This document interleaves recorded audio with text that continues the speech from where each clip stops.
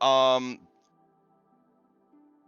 I apparently have a bad reaction to dental knockout gas. It essentially rolls max duration on me, so I was pretty out of it last week. For that reason, today's recap will be worth both an inspiration and a factspiration die. If anybody can sort of catch me up on what happened last week, I'd really appreciate it. My understanding is that when it all came out in the wash, everyone is still alive. That's good. I was looking over Pravik character sheet today during prep, and I was like, I feel like I did you dirty, buddy. There's a lot of abilities on here that just never came up during the fight. But hopefully it was still an alright encounter. But yeah. Anyways. Alright. Let's grab that fact person quickly and get started. Oh man, if your character had the chance to rename the party and change the party name, no questions asked, no one's allowed to stop you, what would it be? That's a fun question. All right, so I'll throw that into chat. While you ruminate on that, is anybody willing to give me a recap of what happened last week? If so, go ahead and roll a d20 into chat. If I could log in, I would roll. Aw, the slow login this morning? Yeah. All right, I'll roll for you. You got an 11. 2 1s. Kissing each other. All right, going once. Going twice. Sold Alexis. Oh, hold up. Barnabas, why'd you roll again? You already rolled it. Oh, I rolled privately, I thought. I have a question mark on mine. I can't reveal it. Oh, well, it's a 7. Oh, well then Lex wins. Okay. All right. So, Lex, aka Orion, give us the recap, buddy. Ow, everything hurts. Last time on Red Hand of Doom, we continued our battle against Bloodlord Hravik Karn. As reinforcements from both sides, the army of Brindle as well as the Red Hand flowed into the market square. We did battle with the vampiric Bloodlord. Things were mostly going well for our part until gosh, I can't remember what the actual turning point. I think it was really just him actually getting to us because with the combination, it was like a Tonberry. It was like a fucking Tonberry. Yeah, he's just very slowly, walking, and then by the time he reaches us, then he hits us with the fucking knife of doom. With the combination of spells from Guy and Layla and Aragorn, slowing him down for quite a bit of the battle. He was having a hard time getting to us, and then when he actually did, oh boy, did he start putting up the whooping on us.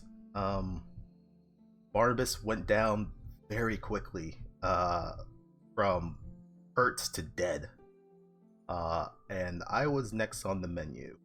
But we were able to kind of kite him around. Aragorn was able to use a telekinesis to send him away from us for a little bit, and then we were able to reposition ourselves to where we could surround him and put the boots to his face. We did not land the final blow. That was the Light of Pelor that was able to shine down and send his ass to back. And we survived with the major threat of the Red Hand dealt with, and with Delirian able to deal the final blow onto Abithriax. Two of the major players from the Red Hand army were defeated. And there's still fighting going on around the city, but we're trying to just regroup our bearings and get a brief rest before we reassess what we need to do.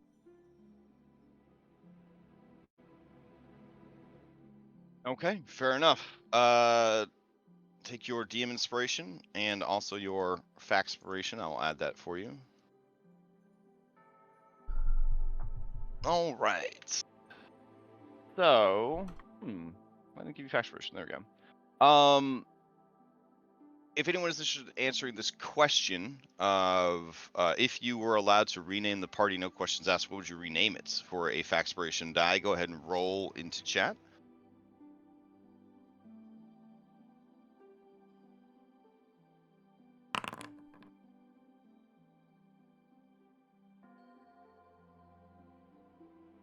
Okay. Just Orion, going once, going twice. Orion for the double fact expiration. This die is not actually coming from Orion; it is coming from Claude. Oh, okay. He would say that instead of the Claws of the Veil, he would rename them.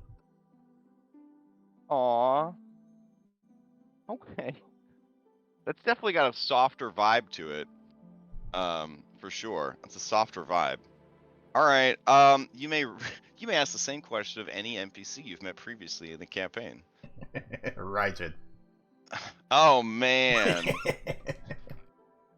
He would rename you guys They Fuck. Because, it's such a powerful and universal word. It could mean anything. But when people hear it, first of all, they know that you're not a bunch of kids. That's for sure. And then they know that in some way you do mean business. So that's what he would name you guys. Sadly, he's not have a genie lamp, so he can't spend one of his 3 wishes on that. But that is the thing to do. All right, so bonus question. Question. Does the Red Hand have a special name for us? They are deeply respectful of you as warriors, and they call you the Claws of the Veil because that is what their intel brought up, and they don't want anyone to get confused by having multiple names for you. All right. Just in case some other adventuring party shows up, like the infamous Cold Shoulders, or something like that. So, oh God, not in this campaign. Or the Iron Blades. Oh man, Cold Iron Blades. Excuse me, Cold Iron Blades. That was a good adventuring party. Good one. Not as good as the Horns of War. That was another great adventuring party. Oh man, love them Horns of War. So having a good name on your adventuring party just feels right. It just feels right. Especially when someone in the party is a graphic designer and they make you special like bumper stickers to put on your cars and stuff. Oh man. I think it sets the whole tone of the campaign. You have a good name. Oh, for sure. Well, I think it definitely helps with unification too of the party. So, yeah. Anyways, I'll change out the music here to some I don't know, prepping and planning in the aftermath of a big battle while the city's still under siege music. I don't know. One of the things I didn't need to discuss is that your B team document has been updated, and after the battle, you would be reunited with the great ogre hero Wurg, and his with him is always his Davi. And for these last bits of the campaign, they would once again be available to you guys to use. And then you would also have the services of Thanlin, Knight of Bloodshed, who essentially his control amulet would be handed over to Jurt Bandon by a secret admirer. Don't know who that is, but it could have been anybody that gave it to him. So, what you would notice, I guess we should go over it real quick. If you want to go over it, if you guys just want to look at it privately, that's fine. Basically, everybody leveled up except the 2 that couldn't level up because they're already perfect and they know what they want out of life. And Gerard and Minette, who just didn't really have time to go and collect a lot of cool culinary dishes given the climate of the campaign and the things that were happening here. If only they were sailing around on a trireme in a magical ocean of floating islands, they probably would have found lots of great recipes. This was not the campaign for them. They were too busy making war rations the whole time.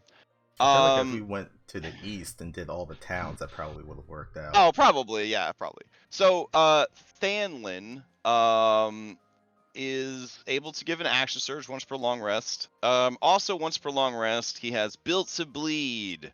As an action, you could call for him, and he will jump in and fight for a minute. During that time, he'll be controlled by his former player because I ain't gonna control him. But yeah, like that would be his ability. Sasha was already leveled up. Ray Fane was already leveled up. Werg and Dobby leveled up during the war because they found greater purpose and acceptance among the less monstrous races. So their new ability is as an action, once per short rest, hooting smash. They both jump in like a fucking Marvel vs. Capcom game. They each make their full allotment of attacks, that is to say their multi-attacks, against the same target and then jump back out. Let's see. Jocelyn leveled up. As an action, once per short rest, she can cast Elemental Weapon with no need for concentration. Gerard and Minette did not level up. Raijin has leveled up because now he's got the most vanilla cheese pizza, handsome boy body, and he knows that all of the monster girls of the world and boys are now open to him. He is at the Golden Corral, the buffet of harem anime. So, assuming he survives the war, he's got big plans for this new Chad body that he has been blessed with by, in his mind, the carousal table. It was a long, it was a bit extended, from that, but it pushed him into the pool that is the reincarnation slot machine. So there he is. Anyways, his new abilities, because they're all new because he doesn't have his cool lizard abilities anymore. His passive is Vanilla Chad. All attempts at diplomacy are made with advantage. His active reaction is Stoic Chin. In response to being targeted, you can attempt a persuasion check and substitute the check for your AC or saving throw. You may do this once per short rest. Gina Slicktrigger has established strong trade routes, learned a lot about war machines, and studied the captured weapons of the enemy. So she has leveled up. She's going to probably go on to become a famous arms dealer should she survive the war. Her new active ability is called Kaboom. Once per short rest, Gina creates an explosion that mimics a 7th level fireball, but is not considered magical. I'm so proud of her. So it's not a great ability, but it's a good ability, and it gets around counter spells and anything else that might be causing issues with magic, including magic resistance, which is kind of neat. How's that not a great ability? Braun Bronson, maybe I'm damage. just jaded. Maybe I'm just jaded because I know that Telemachus exists. I don't know. Braun Bronson, he is, the hero of his people. So he did level up. He has a new passive called Humankind's Determination. I don't know why it's listed as a passive because... Oh, yeah. I guess it's a passive because it doesn't require an action. It's a free action. Humankind's Determination, once per short rest, you may reroll a d20 you just rolled, but you must keep the new result. Umeg Stormsteel, his new ability is because, he redeemed himself to his people and he got his people to get off their asses and rejoin the Veil. He did all that, by the way. No one helped. Umegs did that himself. Passive, enduring, all PCs end each short rest or long rest with 11 temp HP. So it's just like, just a little bit, just a steady source of temp HP. Don't have to worry about casting spells to get it or having some other ability. I understand now you have an Artificer, though. So the Artificer just makes this ability like hot garbage. So goodbye, Umegs, I guess. Esha Snowgift and Tendel Firmhorn kind of redefine their abilities a little bit. They have a passive ability called Monster Knowledge. Recall knowledge on monstrous beings made with advantage. Their active reaction once per short rest. Blood transference. When a creature is reduced to 0 hit points, the creature reducing it to 0 hit points can gain temp HP equal to 25% of that creature's max HP. So that could be quite useful. And then little Tony, just a little man, passive ability for, it should say, one character. Hold on. One character gains advantage to all saving throws against psychic damage and effects, mind affecting spells and effects, and wisdom saving throws. And once per long rest, gains expertise and 3 skills of your choice for 1 hour. But it's only one person gets benefits, little Tony. So yeah, I don't think I missed anybody, but that's where your B team stands post Battle of Brindle.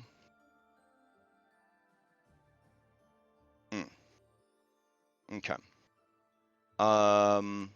So you've got that.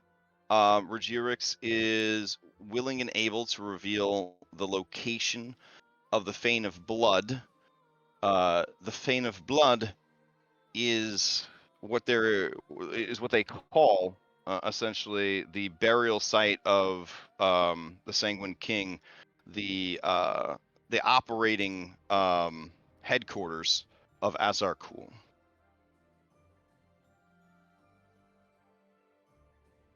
So Before the we jump question, in, the question here is, when are you ready to go? Essentially, so she would be here. You wouldn't be able to leave. We discussed until the next day, at least. And then Immerstal, the red, would be able to take you there. You guys would all be level 11, and then Barnabas would have gotten one long rest in from the resurrection sickness. So he would still be at res sickness 3. So yeah, what do you guys do? Fucking long rest. Well, right. That's yeah. that's assumed. That's assumed. We're starting the session leveled up into 11 and haven't gotten a long rest. Yep.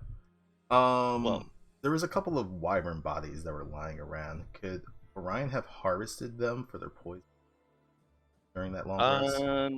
Yes, that sounds good. You would need to make checks on them. Okay. Being a more like stable 5e setting, like having something like volatile and toxic on a monster's harvesting chart feels like it doesn't really matter, right? Because everybody can restore health like so easily. Like, I poisoned myself getting the wyvern stingers. Oh well, and then you just move on with your life. You know, it's like you skinned your knee and you just keep going. But mechanically, they do have the volatile and toxic traits. So if you were to fail the check, you would take some poison damage from them as they kind of spray poison everywhere as they rupture. But I figure post battle, you guys would be in a good position with resources to not have to worry about it too much. So yeah, give me a survival check. So give me a survival check. okay. If Layla was available, they would.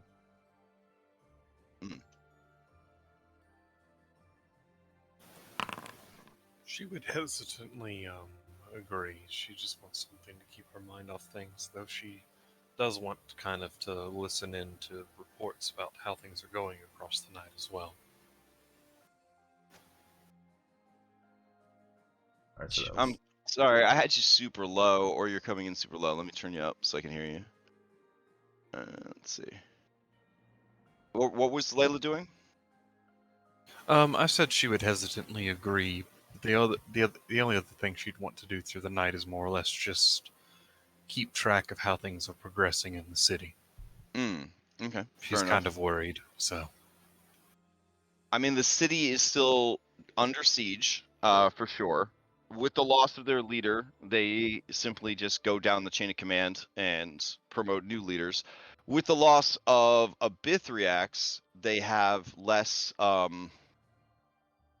Their morale certainly hit. Their morale certainly hit. But like any group that is blindly following a powerful and charismatic leader with religious doctrine propping it up, they just make up, excuses like this is just a Sanguine King testing our dedication and endurance. We're going to work twice as hard for a Bithriax. They're writing on their shields for a Bithriax, like things like that. So zealots. Zealots, yeah. The thing about a zealot is that it's very hard to keep them down. It's very hard to keep them down. Once they get going, once they build up that head of steam, and they certainly have, it's very hard to keep them down. So this siege of Brindle will continue until they're dead, more than likely. These are literally fighting to the last man. Yeah, Yeah, they know that if they die in battle, they are doing something even greater than they could have ever done in life. But if they can kill a lot of people on the way out, that would secure them an even greater place in the afterlife. On the iron fields of Acheron, where the bloodshed never ends and wars are fought 24/7. So they're very excited about that. So that's the general vibe, Layla. So the people of the town are also scared and worried because they don't think that they will survive this the situation. They with their strongest monster and their strongest leader destroyed, they thought that maybe the armies would just give up, but they just keep going. Admittedly, with a bit more disarray and a little less pep in their step, but they are still going. All right, so with that survival check with advantage, you are able to secure from the 2 wyverns that were in your fight both of the poison sacks. So I will add the wyvern poison ×2 to Orion's character sheet. So once Word rejoins us, I have had something for him for quite a while. I made this when we left the Thorn Waste. He would motion to have something brought out because he's too weak to carry this out on his own. A massive great club lined with metal studs, and like they run vertically up the length of it, and between each one, written in a language that is common, gnomish, dwarvish, have you, all of them. It says, "Life is smashing." He presents it to him as a token of his thanks for being out in the Vale, furthering their goals. All right. He looks at it, and on his face is sort of this this sort of stupefied look, and he sets down his well-dented and well-bloodied club, and he takes the one that is pro-offered, and he looks at it, and he doesn't cry, but he makes a large take a breath, a big sniffle, allergies obviously, and he nods to you, and he says, "Oh, this one's good. It's a good club. Thank you." You deserve a good club work. You've done quite a lot for us. We're grateful to have you as part of our group. Now, mechanically, what does this club do? Because nothing. It's just a club. It's just a plus. Damn! All right. It's just +1. It's just +1 to attack, not damage. It's a masterwork club. Okay. And that's it. It doesn't do anything very special. It's just a very nice club. All right. Fair enough. And it has his catchphrase on it. All right. He calls it Werg's Walloper. Oh, okay.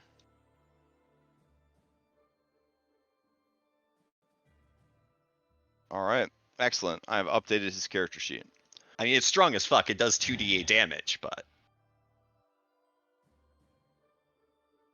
Well, I mean, his does 2d8 damage because he's oversized anyways. So would he do an extra die because you made it oversized? Okay. Yeah. All right. So. Yeah, that's pretty damn cool then. All right. Beautiful. All right. Just casually swinging 3. Like big boys do. Big boys do. Or Pathfinder characters. Let's see.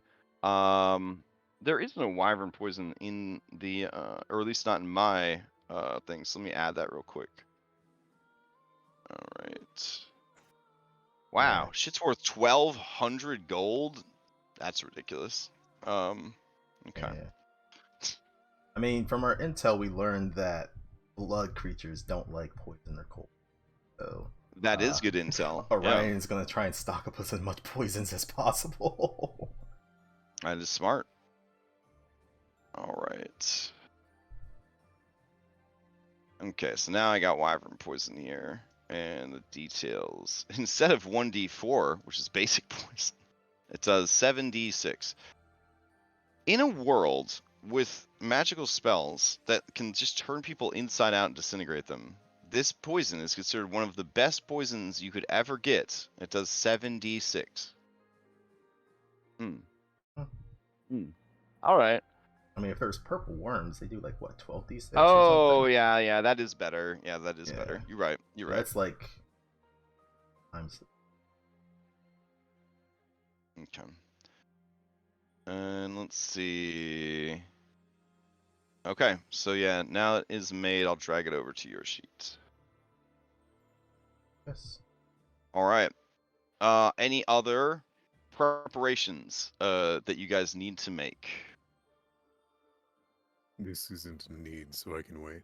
Oh, okay. With the long rest, I would have my assistant create the +2 shield that we gathered from Hravik Karn's effects. Okay. And they would bestow it upon the group, but he would tell them to give it to Layla specifically because he sees her importance. And then he would use his own crafting session to make 2 more Hydra Teeth bullets. And spend his last evening with his patron. Promise to achieve the goals that they set out for. Okay. This is a +2 shield? Yeah, I could drag it onto your sheet for you real quick. Oof, yes. Yeah, it's a good shield. 4 extra armor class. That's good stuff. Unless you are spec'd to swing big weapon, or your DM is incredibly strict about hands. I feel like a +2 shield is one of the better things you could get in 5e. Absolutely. Yeah. If your DM's strict about hands, maybe not so much. We're not playing Pathfinder yet. Yeah. Being strict about hands, I don't know. That's a hard thing. It's a hard thing. Let's see. There's so many clickable NPCs on this map. There we go. Layla. Shield it +2. All right. I dragged it on for you. Huh. Okay. Any other preparations? Also, I guess figuring out your B team for this mission would be important.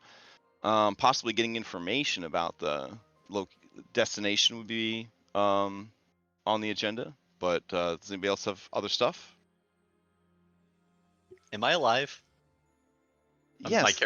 Sorry. You just did a bunch of stuff. I know, so I but hope so. I still have all the statuses. Okay, removing. We had a long rest. You got resurrected. You have that's the next day, and you have 3 points of resurrection sickness.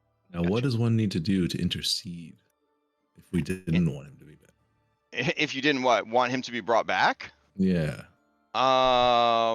Well, I'm only half serious because me as a player, I want him back so we can play his character. Jurt, however, knows he's evil as hell and doesn't want him to be alive anymore. That would be a good scene to play out with Tredora, if you wanted to, because at the end of the day, I respect what the players. Well, I like to say I respect what the players want. I'd rather Jurt realizes how serious the situation is, and that despite how he feels about Barnabas, we need his efforts. So this will have to wait till after the war's over. Okay, because I mean, her response to you would be pretty practical and pragmatic, and slightly dark about why she feels he could be brought back. But this is also a lawful good character that managed to adventure with some very unaligned, one might say, individuals. Yeah. as adventurers tend to either be or become. Very few adventurers hold on to their goodness all the way through their careers. So.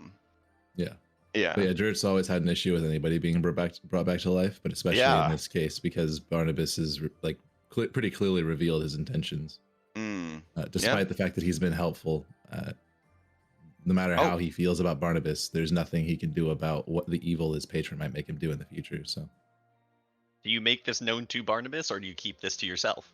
Oh, he keeps it to himself. Why would he? Why would he Why would he? Mess with the boat when we're right before the waterfall? Also, why would you tip your hand if you had plans post campaign? Like, yeah, right.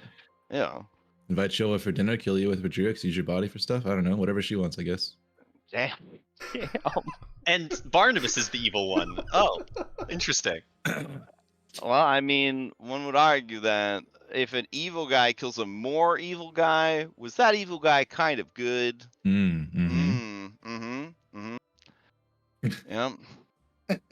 If if I release I'm coyotes kidding. into a region to save the environment from overpopulation of deer, I'm a good guy. Years later, when those coyotes are eating everybody's kids and pets, am I still a good guy?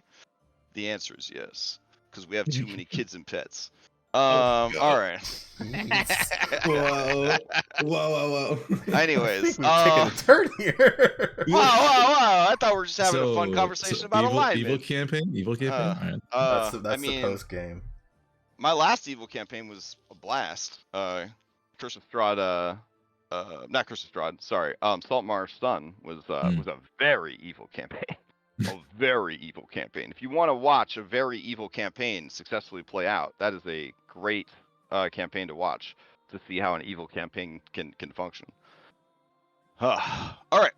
So, any other things specifically that you guys need to do in preparation for this?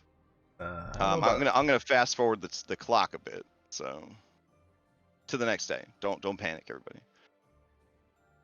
How long do we have left on Heroes Feast? Heroes Feast lasts a day. I mean, no, it's 24 hours, I think. 24 hours. So it'd be If gone you by the wanted morning. a Heroes Feast before you left, Tredora would be willing to cast one on you guys. Oh, what Hell is yeah. that?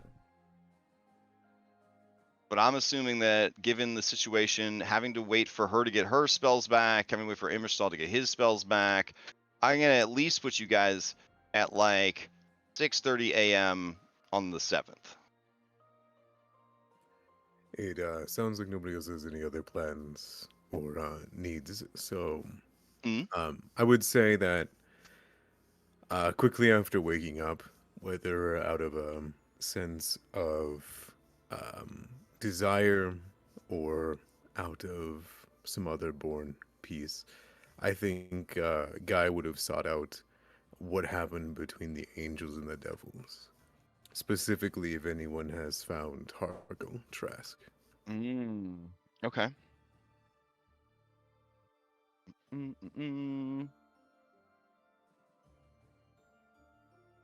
All right.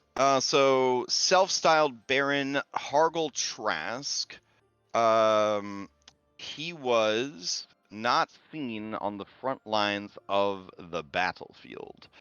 It is believed that he is still alive, but given the intervention of the angels, and the destruction of his devilish troops, he has withdrawn back to, or is heading back towards Elsir Cross. In full retreat? In full retreat, in so much as, we're cheering you guys on, but with the Red Dragon being downed, and then rumors of Fravik Karn's defeat, fucking angels showing up, things like that, he is going with the better part of valor, and Right. and retreating back to Elsir Cross. But he is now marked and known by all as a traitor and devil worshipper. I was about to ask, was he ever seen was he seen and was he a devil or was he just a man? He was, again, not seen on the battlefield, per se. You, Guy, would know him as a very narcissistic manipulator. Like he's very much like sit at my desk, looking dope, smoking cigars, putting out orders, making sure my will is known out in the world, but maybe not getting his hands dirty. Kind of deal. But that for you growing up, Elsir Cross was not a good place to live or grow up. There was always something kind of lurking in the shadows and beneath the surface of the town's exterior and sort of public demeanor. Very strict taxes, a lot of unexplained taxes, aka protection money. The town served as basically a safe haven for many bandits, smugglers, and things like that. These are all things that you and your mother would have been aware of because of the business that she kept. But it was one of those things that, you know, he's kind of trapped in that situation. And also, if you had ever brought up to her, you know, why don't we leave this place? Why don't we go somewhere else? Why don't we start fresh? There was almost this sort of like pained expression in her face, which you grew to learn was that Trask would not let her leave. She was too good at her job, essentially. Of course. Yeah. I think in that case, he would take the opportunity, as he is very, very intimate with Trask, to scry on him using his newfound Archmage powers. If he could borrow the orb, ponder an orb from an Archmage. Yeah, I mean, if you explain your close knowledge of this guy, Immerstil would allow you to access his scrying pain as he did to others. All right. Absolutely. He would just attempt to scry him to see one last time. Okay. So, let me see. You have firsthand, you've met him. Are you familiar with him? You say you're very familiar with him, right? So, like, he's come in and kind of strong-armed your mom and threatened people and drinks at the tavern. Yes. And yeah, okay. Yes. Okay. And then the connection, are you in possession of a garment of his or any part of his body, or do you just kind of know him? I mean, know him quite well. Yeah. Okay. So let me see. Oh, yeah. He fails. He has no idea you are scrying upon him. All right. So the scene that sort of plays out is you stare into the stained glass panes, and they kind of swirl, and you kind of feel yourself passing into them, but also just staying where you are and looking at them. So you are sort of watching from within your own body, but also watching from within the room. You are in his office in his manor house. No, wait, they would not have been able to make it home that fast. This is the day after. My bad. So he is at a desk in a tent, and no, what time of day? Sorry. I'm like really trying to paint a scene for you, but I'm trying to figure out where he would be on the march at this point. That's quite all right. I feel like Yeah. it would be early in the morning, but not so early as he would be asleep. Okay, Probably fair. approximately about 9 a.m. Okay, fair enough. So waiting until 9 a.m. to do this, he would already be on the march. So you would see Trask on a wearing his dark armor on a dark horse. He is looking around with his eyes narrowed, and there is a sense of fear in his posture and his demeanor as he sort of looks around. I think. Hold on, let me grab the art for Trask.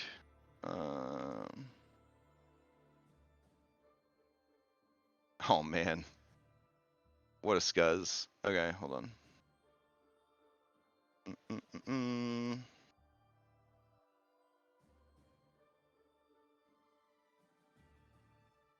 It's loading. He got moved to the Got thrown into the archives. Into the archives. Yeah, thank you. Anyways, here's his this is Trask. Oh. All right. Like a stoat that's somehow also a man. So yeah, he's looking around with his very sort of pale, almost kind of gold eyes, his mousy mustache twitching, and none of his troops and mercenaries are approaching him, but he has the look of a man who is not only defeated, but is looking over his shoulder for death at any turn. And as you kind of watch him ride like this for a bit, because you get 10 minutes of peeping, a woman rides up on a horse, and she says to him, Lord Trask, Baron Trask,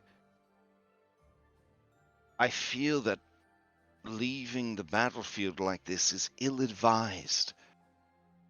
There are those in power who, if they are successful, will come for you.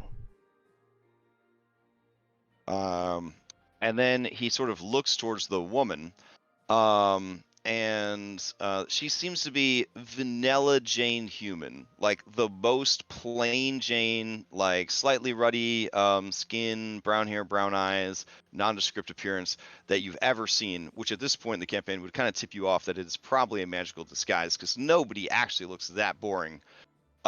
He looks at her and he says, I watched the heavens open up. I watched Aelor himself side with the people of Brindle. What good are the promises of devils or fae in the face of his glory?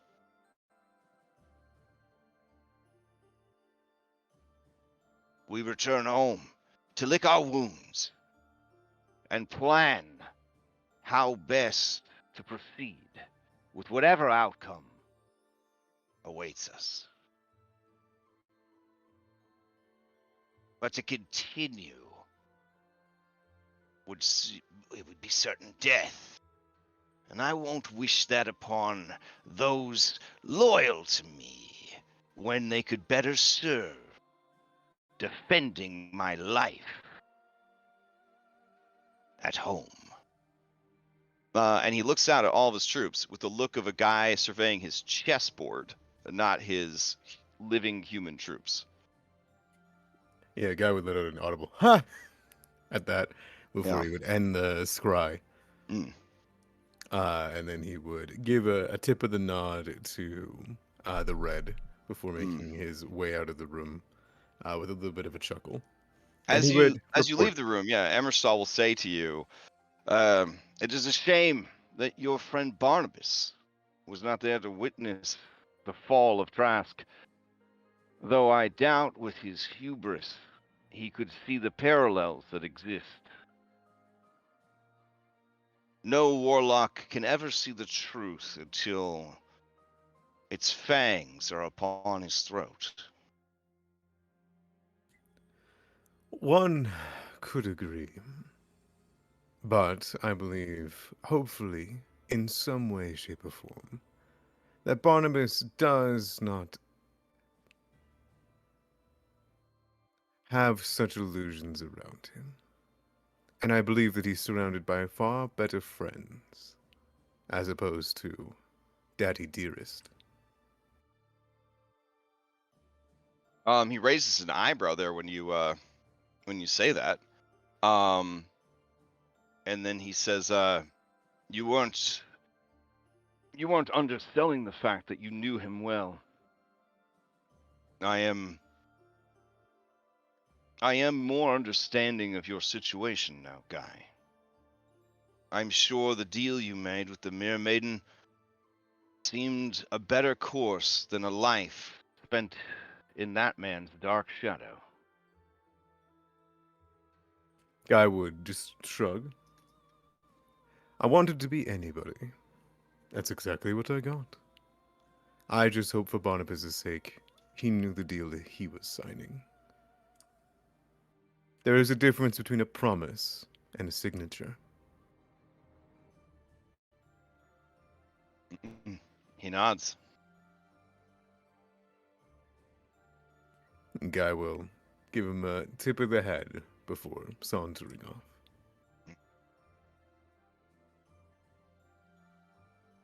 Okay. Guy was curious he was Cambion. Oh, I got you. I mean, Trask definitely had some spooky vibes to him, and likely there was some bloodline for sure. But he himself was not an actual devil. He was just an overly ambitious and very cruel man. I guess it runs in the family. Fair enough. Okay. Any other preparations here at the end?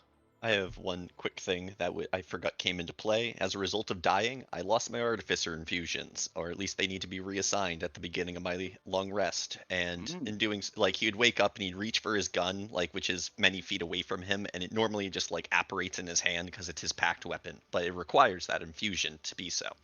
And anyways, he reassigns that, but then he realizes that one of his 2 infusions belongs on Jert's armor because that's how he helps keep Jert safe.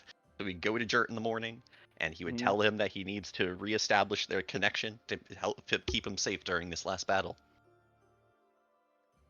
Okay. You find Jert probably not too far from wherever Rogerix is, but hasn't really approached her. He has his arms crossed, like he's looking like he wants to go say something. He looks down at you and, oh, I didn't notice that it fell off. Do I need to take the armor off? That would be easier for me to work on than having to climb you while I reestablish the runes, and it won't take long, but moments. But yeah, so while you're here, he'd kind of like start working on it next to you while you're kind of uncomfortably staring at Rogerix, and he'd just say, "You know, Jert, I know that we've swayed very far on what your decision was on her future, on her fate. And I'm proud to see the understanding and patience that you've shown her. Because while she's done many terrible things, here we stand at the end of our journey, and we would not be able to find the location of the Sanguine King without her." Hearing that, Rogerix would say, well, I think perhaps you would be able to find it, but it would probably have taken you several days, and during that time, the Sanguine King's power would continue to grow and become almost unstoppable. But yeah, I think you could probably have done it on your own. No doubts, of course, but in time is the question. Since you have to take all your clothes off anyways, shall we to the bath? So he looks like he was gonna say something to Barnabas when Barnabas was saying these words about being proud about the fact that he's been patient with the actions of someone evil. He stares for a very, very long time at Barnabas and doesn't say anything, and then he's distracted by Rogerix. Fair. And probably for the first time, Jert blushes.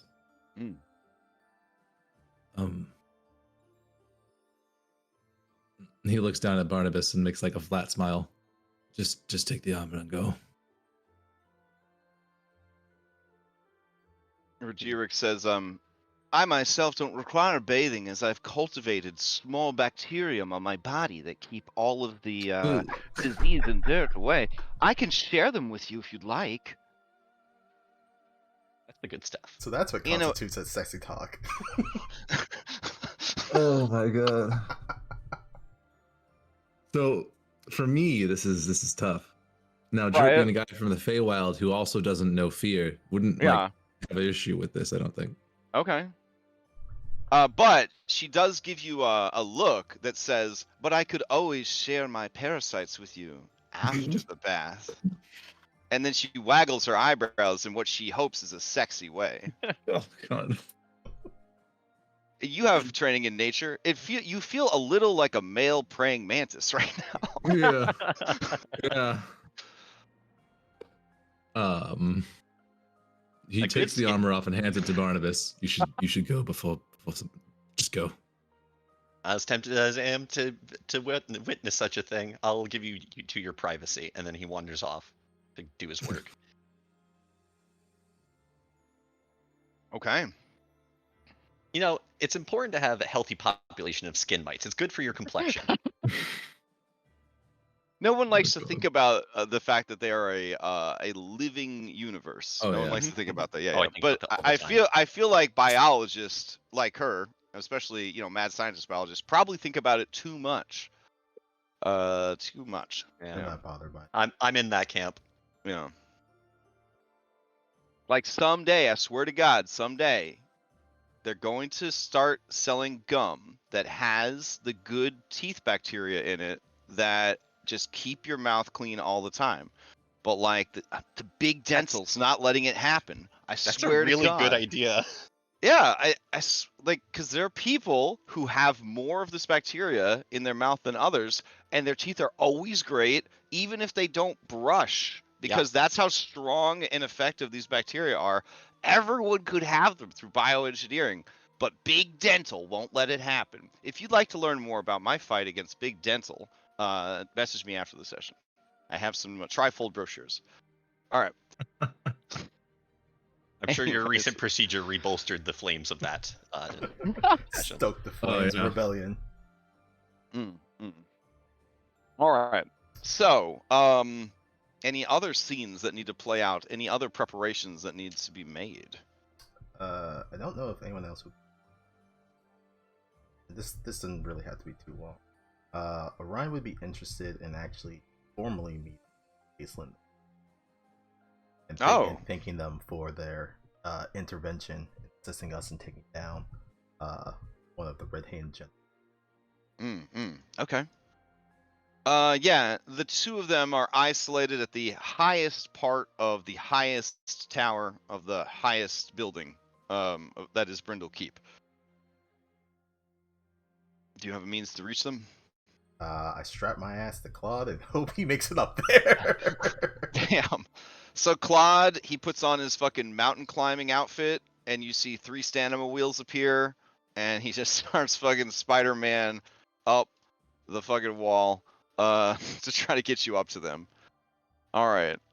The potion of flying, but I don't want to use that right now. So yeah, as you approach, the winds intensify and they threaten to blow you off of the building. It's at that point that Dilerian peeks over the edge. You do see that half of his face is badly burned by dragonfire, and he is one of his eyes is just clouded over with scar tissue. Several of his majestic horns were snapped off during the battle. It is said that someone in the crowd shouted, be sure to grab the horns as they fall from its head, and other helpful information like that you don't need shouted at you every fucking 30 seconds. Anyways, so he snakes his head down to look at you, and he says, you are in need of something.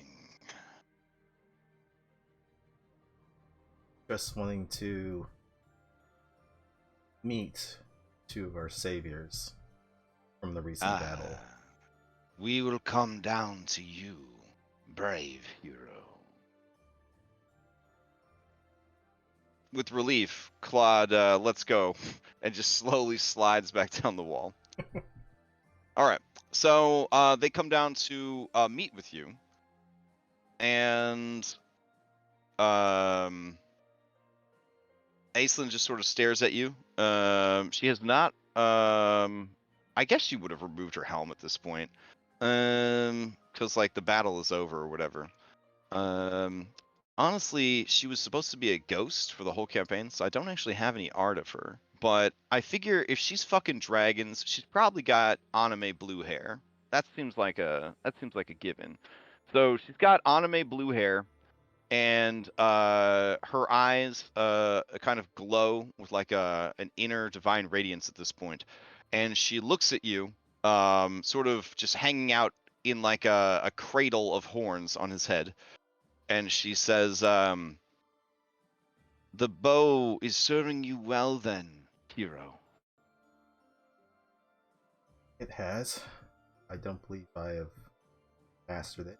At least put it to the same power that former master had, but I am trying.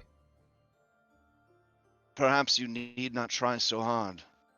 By the end, none could tolerate Gavin for his undisguised hatred of most things. My love included, and she affectionately pats his horn. And nothing I'm doing should make you uncomfortable if you pre-ordered Baldur's Gate 3. That's all I'm going to say.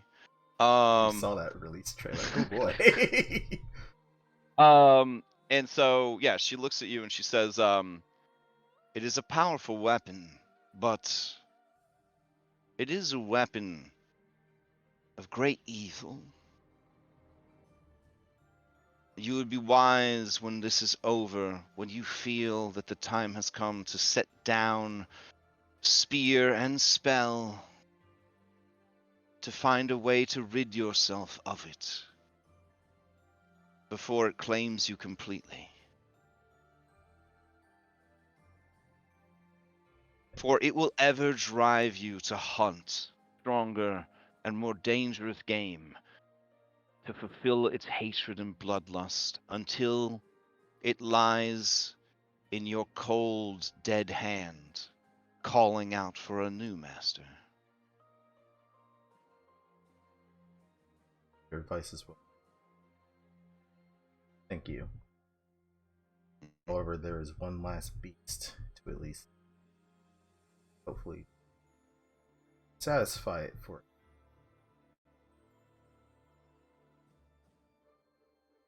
I wanted to thank you for your appearance on the battlefield. Helped sway things to our side.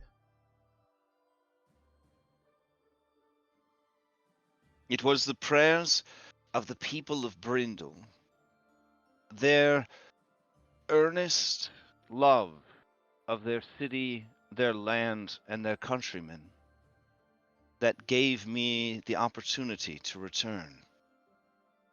Thanks to Goldenbrow's miracle, I was given a short amount of time to yet again see the world and be reunited with my love. But it is fleeting.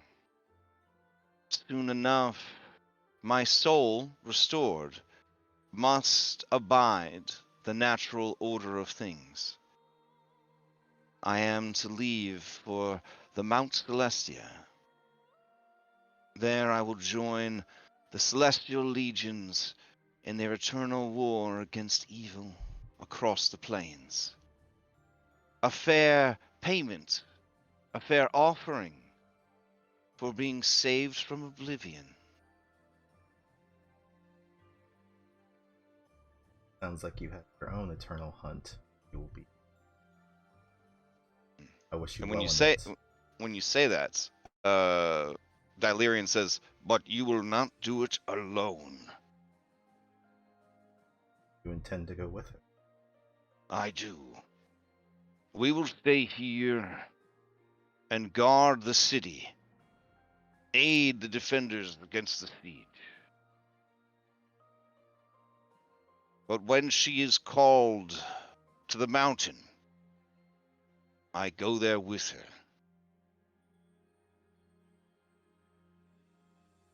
It falls to you, the new generation of heroes, to finish what we started.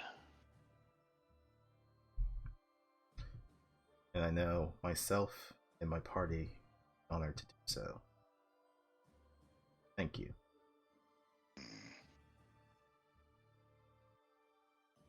Best in luck in defending the city. I think today we head for the heart of the enemy, strike a mortal blow. Hopefully end this once and for all. Before you go, you may take this. It was gathered up by someone during the battle when it fell. And he has a large fragment of his horn. I felt the loss of this, for it encompasses much of what I am, infused with the elemental powers of air. But it is yet a trinket now. In time I will regrow what was taken and what was lost. But it can serve you and your allies in the meantime. Thank you for this gift. I know another small within our group who would sit in finding a way to work this. Something magnificent. I don't think the bow would allow him but he'll ask Claude to at least shake Tylerian's hand as a thank you. Yeah. Claude will do it for you. Yeah.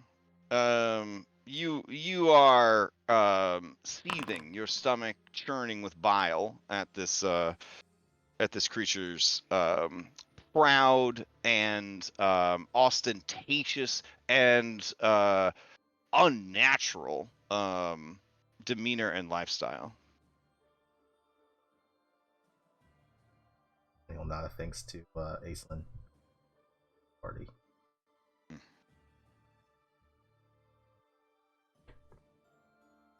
He'll show the horn to Barnabas, and we'll say, "This is all over."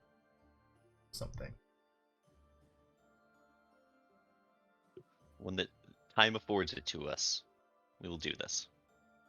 Just have to survive the next fight. In the meantime, the Horn of Dylerian can be attuned to, and as long as you carry it on your person prominently, you would have resistance to lightning damage, a flight speed equal to your walking speed with hover, and you can cast each of the following once per day: Chain Lightning, Gust of Wind, and Wind Wall.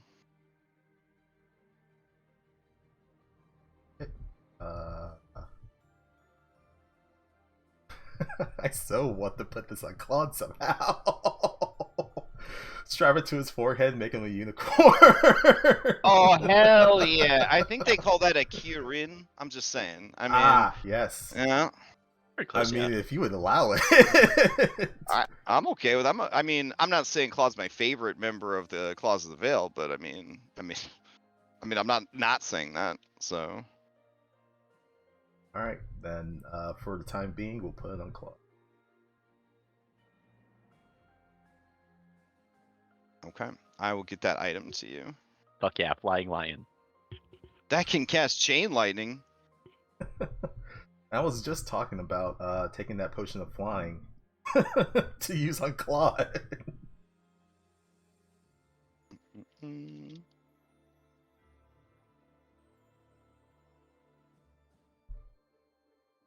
This, unfortunately, is not the most powerful Gust of Wind spell as featured in Skull and Shackles, but it's still pretty good.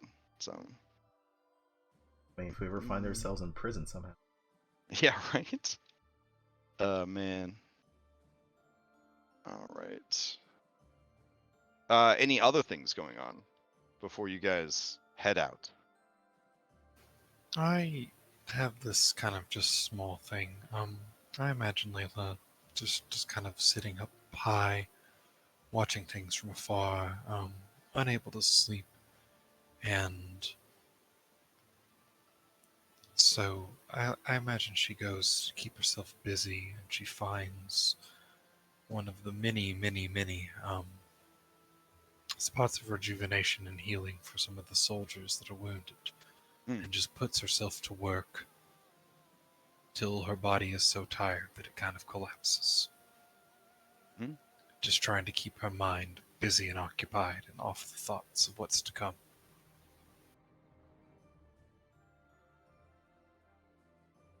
All right, fair enough. Despite your spoopy vibes, the people know you and recognize you as a hero, and unless you tell her not to be, with you as always is Sasha, and she quietly points out to you that the people are glad to have you and glad to see you. I don't distaste anyone in Brindle. None of the people. It's just the administration is an issue here.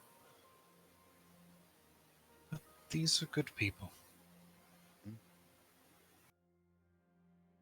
They don't need to be suffering on a table.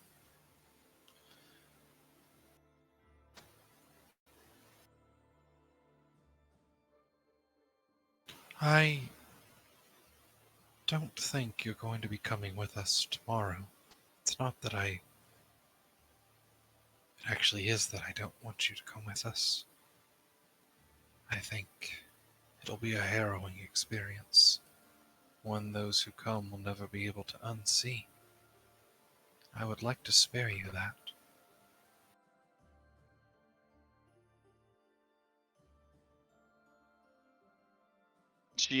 She nods.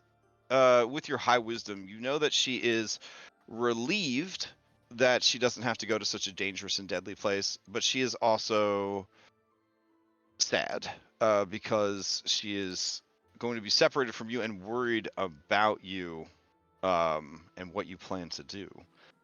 And she's quiet as she frequently is, kind of just enjoying the quiet, well, friends, but more than friends, relationship that you guys have. She nods and says, I understand. I'm going to do everything I can to help against the siege, to help hold the line, and to do whatever's necessary to keep Brindle standing while you do what you need to do.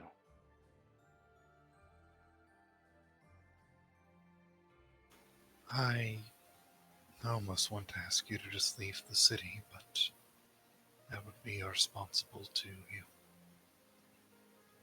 I've already come this far, and Brindle, despite its many flaws, it's still my home. Many flaws. Yeah, it is a home.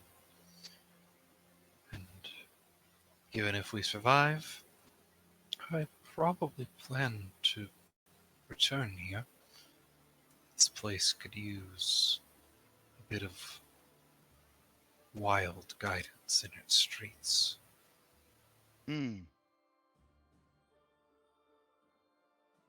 If you think that would be best, I would aid you in whatever endeavors come next.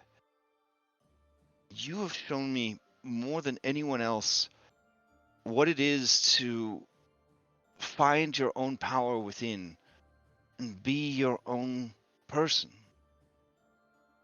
Before I met you, I was always just the shadow of someone else. And I suppose in a way I became your shadow.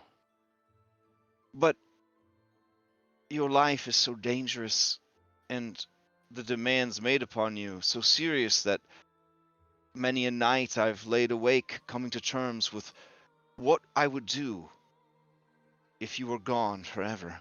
And I know now that I'm ready. I'm ready to step out of the shadows of others and finally be my own person.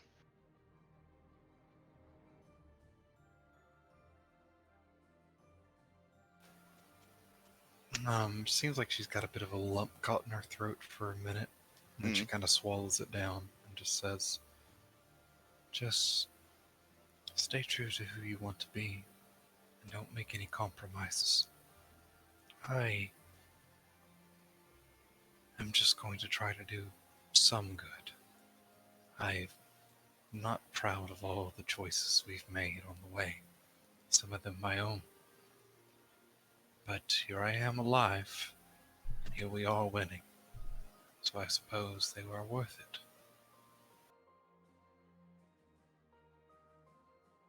They say that to make an omelet, you have to crack eggs. And I feel like that's a gross oversimplification of the sacrifices that life requires. You needed strength to save your allies. You made the choice to do that. Each and every one of us has made hard choices, sacrifices, because we felt that those costs were worth the gain. I hope. I hope too. I don't. Sorry. She looks down, like realizing they're talking over like a half-dying man. Patches him up a little bit. He looks up at you and he says, "I'm good." And he kind of gives you a little thumbs up, with the arrow still sticking out of his eye. I'm going to be ripping this out. It's not going to feel very good. He says, shouldn't you break it in half? And then by that point, you've already performed Layla medicine on him. He takes 2d8 damage, but 3d8 healing, you know? Yeah. Yeah, so many of the other injured people are kind of crawling slowly away from Dr. Layla, hoping that maybe they'll be administered to by anyone else as you guys continue to tend to the wounded and discuss the prices of power. Yeah, until that she's just kind of broken her body down enough that it's just ready for rest, even if her mind isn't. Mm. They probably barely make it back before she's just collapses in a bed. Okay, fair enough. All right. Anyone else have any last scenes, any last preparations before you head to Immerstall the Red to head out?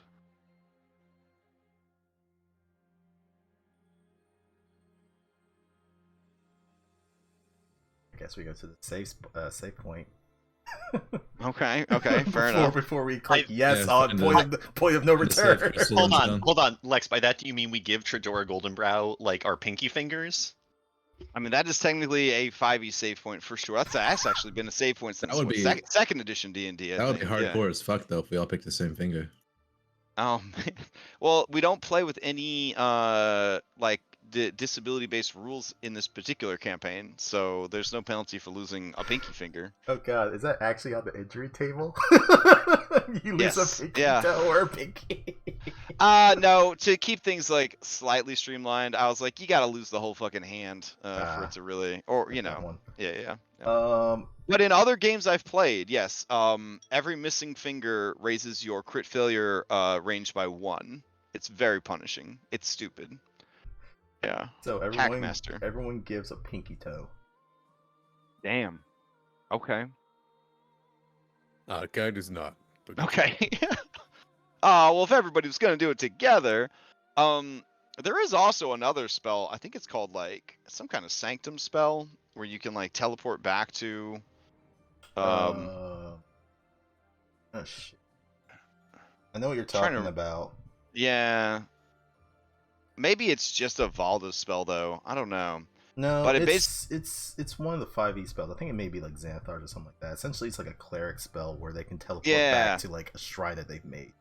Correct. Yeah. So there is technically, if you were curious, a save point spell in 5th edition D&D. It do exist. You bring up this ritual situation, and Layla will partake. She will slice off a finger, and within an hour, a nub has grown back. Oh, Dom says it's something of recall. Yeah. Word of recall. Word of recall? Yep. Okay.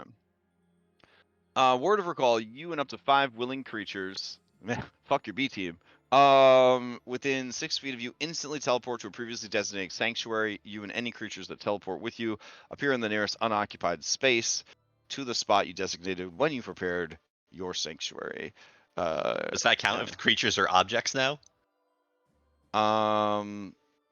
No, like it would be. I would be your carry. I would say. Love you 5th edition. I would say that it would be your carry capacity. Yeah. Any equipment beyond your carry capacity could not be transported with the spell. Mm.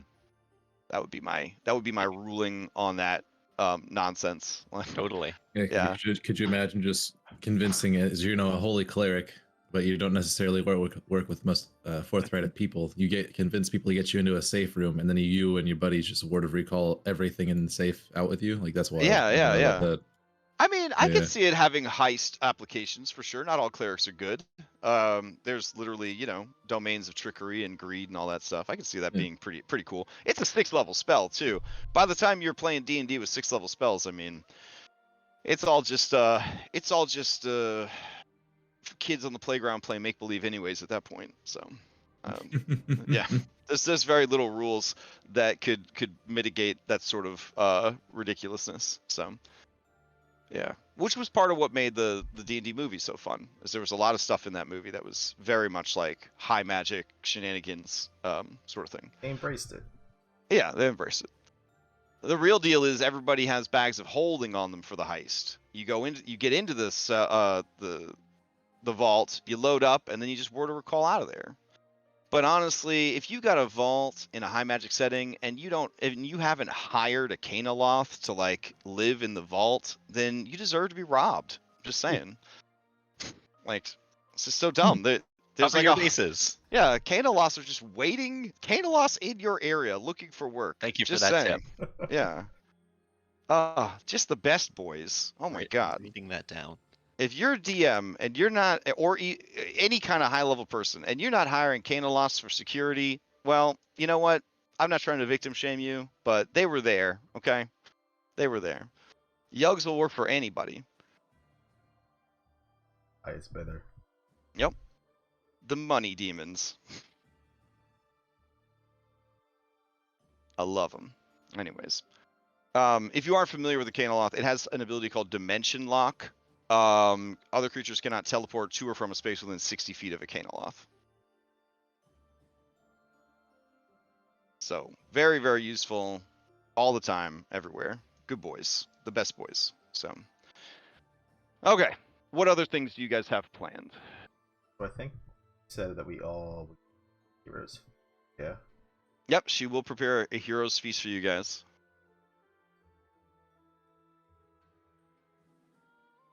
In honor of Donkey, the bravest warhorse that ever lived, it will be waffles. So there's that. Yeah, just a fun, casual breakfast where she gives us a hero's feast and we give her some pinkies. Okay. She understands why you would give her pinkies. And she would stoically take the pinkies. Her face, a mask. Her emotions tucked away.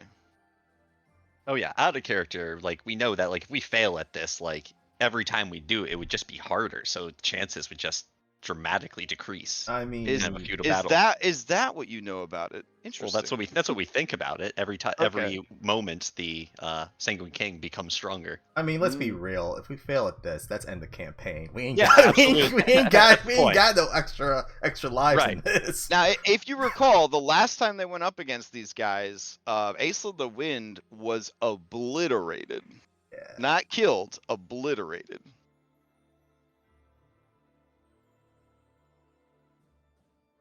So honestly, this is just for show. Yeah, absolutely. Okay. Clerics cast Disintegrate? Because that's the vibe I'm getting here, and it's making me scared. Well, Disintegrate just destroys your body. I mean, there are creatures that straight up obliterate you. Like, when you reach... If this creature reduces you to 0, you cease to exist. Or when this creature reduces you to 0, your soul is trapped within the creature's essence, etc., etc. So as you get higher in level, you start running into stuff that doesn't kill you. And that's very important in a high magic multiverse. Because you need people to stay dead, and the best way to do that is to not have them be dead at all. Just unmake them. Right. I have to take that advice. I mean, we learned they went up against the Mind Flayer stuff, so taking brains and killing souls and stuff like that. That's just the normal Tuesday for them. There's a big reason in higher level D&D stories that people are taken prisoner instead of killed. You might say, why do the bad guys take them prisoner? Because if they killed them, you would just resurrect them. Mm-hmm. Yeah. So these are the kind of things that that higher level entities are aware of and think about. So, you want to roll for the max HP increase crash? Oh, I think everybody can just roll. Everybody can just roll their own, I guess.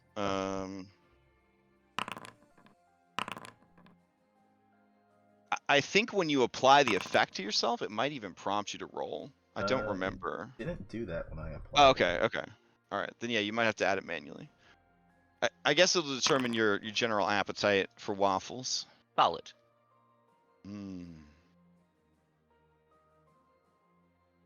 He's getting his own movie, y'all. Donkey's getting his own movie.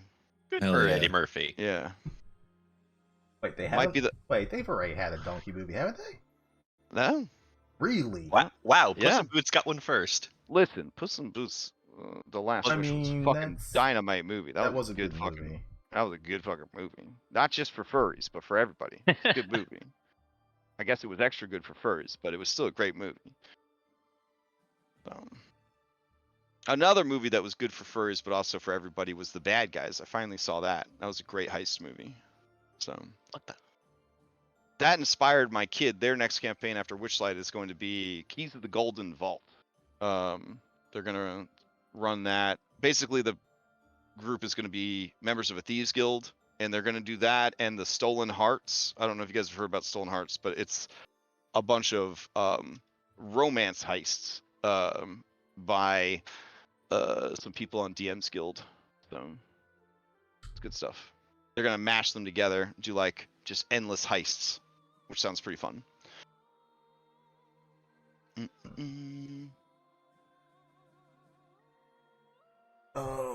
So I guess asking the party, is our final B team gonna? Yes. Wow.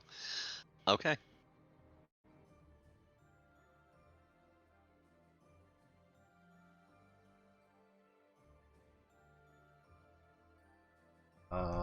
Looking at the... Bartholomew. Oh. Wow. I have suspicions about what you're going to be doing with your epilogues, sir. Sir.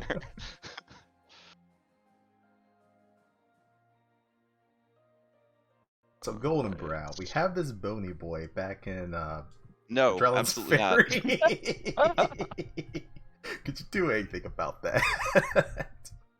I mean, So Bronson, if he'll join us, is Yeah. clear Bronson pick. would he says to you guys, let me check the Bronson sheet here. Yeah. He says, "But of course, my life is yours. Had you not come upon me on the road, I would surely have been devoured by the great beast Abithriax. You saw fit to save me from the dragonfire wounds. You saw fit to give me a greater purpose than I ever could have hoped for. I have fought alongside you against great evils, and I have defended my home to the fullest capacity of my being. This would be the next step beyond, facing down a literal god of destruction to protect not just my city, not just my home, but the world."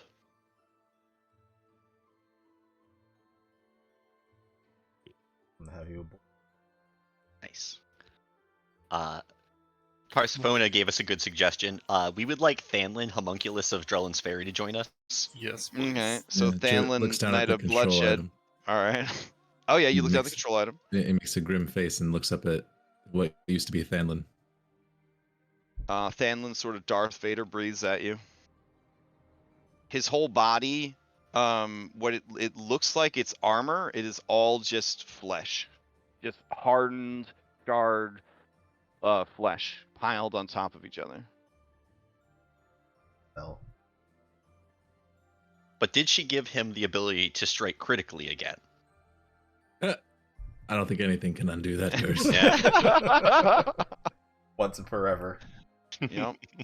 Um, She says, "No, I thought that his ability to generate boons instead of extra damage was even more exciting Honestly, it and was. beneficial to others." Yeah.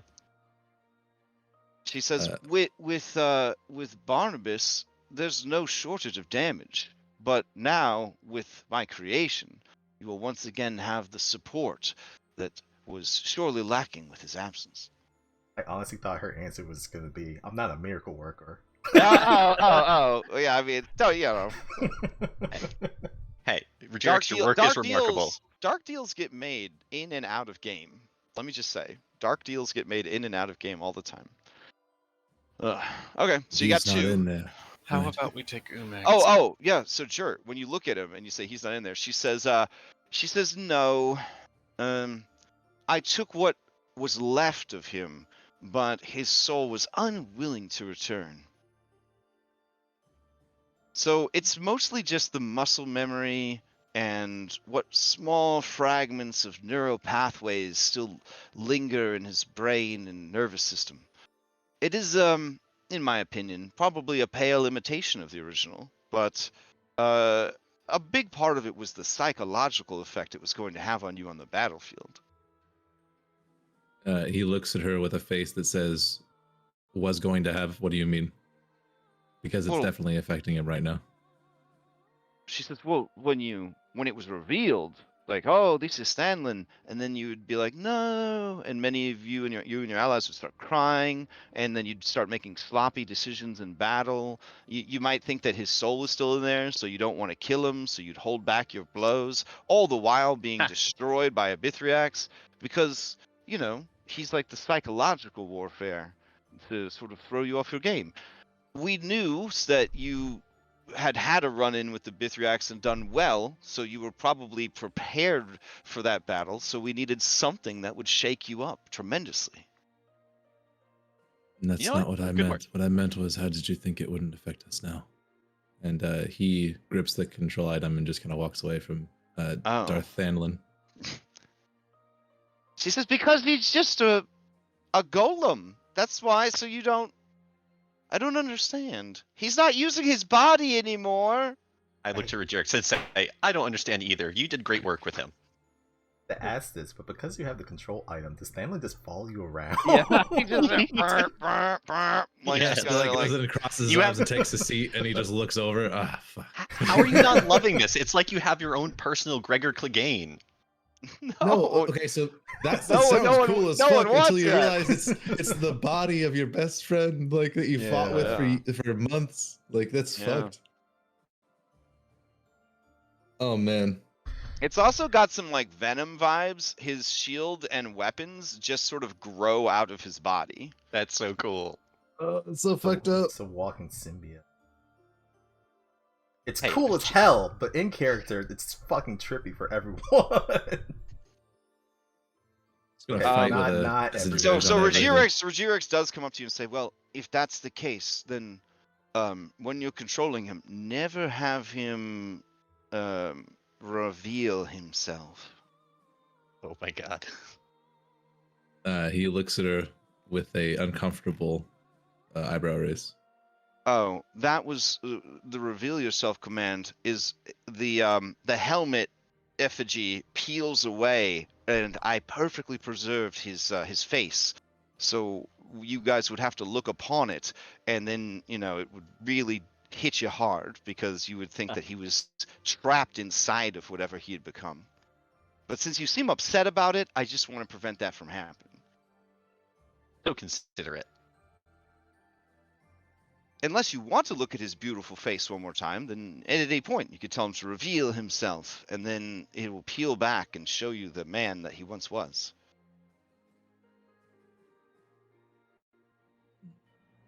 He looks down at the control item and has a couple of thoughts about maybe even having it. Like, what he would do is just say, reveal yourself, and then leave him to stare at Regerex for days until she feels bad about it. But he feels like that wouldn't work.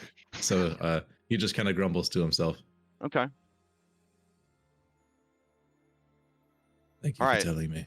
She says, if it's bothering you that much, I can just take him apart. It's fine. When this is done, Hmm? When this is done, I would appreciate that. Why don't we do a burial? That sounds nice. If we bury him, you can just go find him again, or somebody else. We need a more permanent solution, but we can think about that at the end. A funeral. She's really trying. We definitely can do one of those. You could always sell them to me afterwards. I don't know. No. I don't think that's helping your post game conflict. Oh no, man, the kill Barnabas meter just rose a little bit. Yeah, multiversal crossovers when Planescape comes out. I feel like some of the people from Saltmarsh Sun need to hook up with Barnabas Benoit, and they need to go on an adventure of real evil player characters. Oh my goodness! All right. Any other Any other people in the PC? We got 3 more. Yeah, you got 3 more spots. I think I heard Layla suggest ReMIX. That sounds good. Yeah. Okay. Would Sure, that do be? you still need little Tony? I think we need little Tony. I think little Tony's valuable, but only one person could use him, Benny's. Yeah, only one person Benny's. So And who's Jert's the only one that can't attune to the tattoos, so that's why it's good for him. Yeah, I'll take him then. If you guys are cool with me using Thanlin and little Tony, although Thanlin's kind of controlled by, I guess in this case, Ark. Right. If we call him in. If we call him in. So then one more. Gina's ability is pretty cool with a 7th level fireball, but it's non-magical, so in an endgame boss fight, not sure if it's going to be useful. It could help, like, help clear the field, sort of thing, but yeah, get rid of it. I personally don't want to bring my assistants into the endgame battle, though. Very much want them to not get dragged into that. Rayfina's great, and emotionally, it would be kind of rad for her to go, since she was a real deal PC for so long. And she would gladly go with you, despite the obvious danger and fear that she would feel. But she has been, and would continue to be, a huge asset here on the battlefield, protecting Brindle. So I think it might not even be a bad idea to bring Esha and Tendel. Yeah, that's what I was thinking. In case we run into things that we don't really know about, get advantage on the knowledge checks would be good. Except blood transference. Yeah. Blood hunters for the faint of blood. Yeah, kill one of the boss monsters, take a quarter of his hit points. I like that. Yeah, that's very good. I agree. I think the most HP anything's had so far is 400. So that'd be 110 HP. That's more HP than I have. So like, that's way more. What are you at currently? Actually, oh, that reminds me. With the Hero's Feast, I just stopped at 101. Okay, Claude's at 97. Okay. Raijin understands. He's needed here for morale. Just when they look upon you, it inspires courage.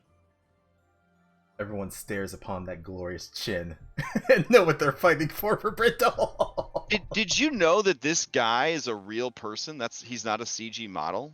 Like, yeah, it was a heavily edited photo, but he definitely looks close to that. It's crazy. Yeah, it's okay.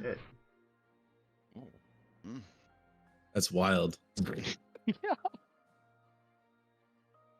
All right. In that case, one more thing, Raijin, before I go. I feel like there's something you should know. Now that things have changed and I may not make it back alive. Oh, all right. He gets ready for your love confession. The carousal table has both cursed and blessed many of us. I don't know how it happened, but this happened. And he pulls down a part of his pants to show the tattoo on his ass cheek of Raijin's old face. Yeah. Oh man. Okay. Yeah, the music stops and he stares at your ass and the image of him, his old self, staring back. And you know deep down that while he's enjoying the benefits of this new ultra handsome Giga Chad body, that there is some longing, some regret. He traces the line of his round chin, which on the canvas of the painting, which is your butt cheek. He presses a hand against it and closes his eyes, and he says, "I'm still me, deep down. Plus, alter self, though not a big deal. All right." Jert nods. Oh yeah. Thank you. It means a lot to me. Whenever I need to look upon the lizard I was, I'll seek out your ass. I thought it would be good to tell you in case I don't make it back, and to also tell you that some of us will always remember. He pulls you into a big embrace, and he says, "You've been my favorite since the beginning, And not just because you're a handsome Bishonen. Thank you, Rajan. Mm. And he'll give him a big hug. Keep everyone here safe while we're gone. I will. And you go to that Fane of blood, and you show the Sanguine King that the claws of the Veil, they fuck.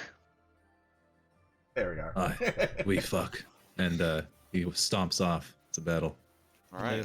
Layla presents her witch hat to Rafina.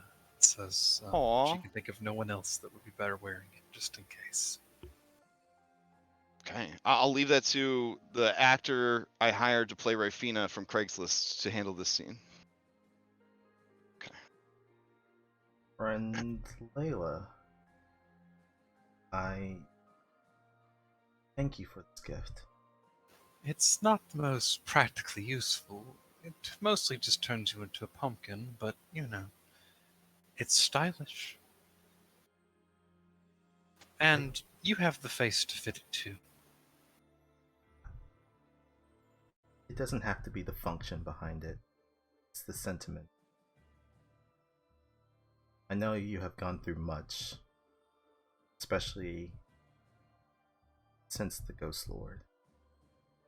If there's anything that I can do to assist you, just let me know. You've done plenty to assist me. If I can tell you something in secret, and she'll whisper, because they're the only two with the massive perception. She'll tell her that she's her favorite B team member, friend-wise. Tear rolls down her eyes. Thank you, best friend Layla. Don't tell Orion I said that. Aw. Oh, I'll hold it against him in his darkest moments. And his dying breath goes out. I'll whisper into him, "You didn't even have a best friend." Ooh, that's You know, cold. Barnabas was evil. That's cold. And she says it with like a bit of a shit-eating grin, and then she kind of pats the hat and says, "All right, go get him in your part of the city. We're going to go get him on ours." My AC, yeah, it just got chilly up in here. Before we depart, Barnabas would pull his assistants aside and again thank them for all their dutiful work and to tell them how proud he is of how much they've grown and as people and in their trade since the beginning of the journey. You tell them to, hold down the fort while he's gone and keep the city safe. Keep working.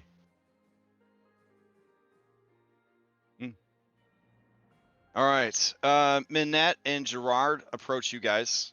And Gerard says, our time together has been dangerous, exciting. I'm going to just say terrifying. Fighting on the front lines, supporting you from the rear. I've seen much, learned much. You came to our aid. You saved us. And you gave us the support we needed. And a purpose for us to follow a cause. I know you leave for the final battle. And I would not send you there unprepared. Minette? And she says, we have made something special for you using the meat of a Bithriax. We call them Hot Pockets. And she gives each of you a sack lunch for the final battle. Hell yeah. You can search items for sack lunch for the final battle.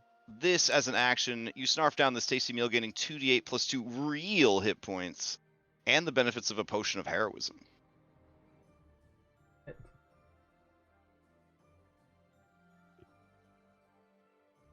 Which, if you did not know, is a bless spell that doesn't require concentration. I thank them vigorously, and I tell them that this may be the thing that saves me in the final battle. With a knowing look, Gerard nods, because of course it will be. good food wins wars.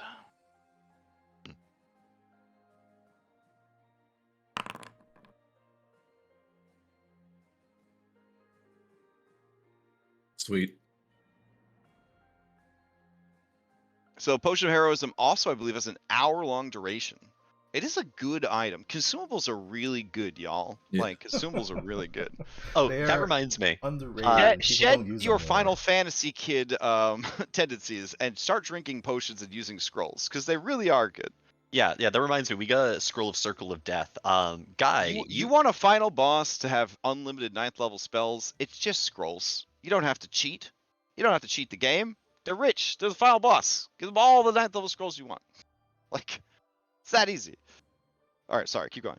No. So, Circle of Death is obviously on the Warlock spell list, but I would have to roll a caster check to use it. Guy, can you just use a Circle of Death scroll? It's on my list. Okay.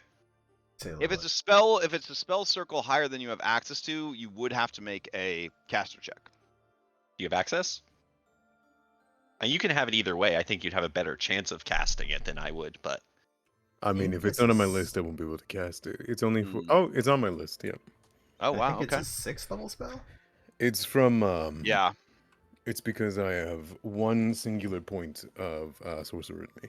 Of course.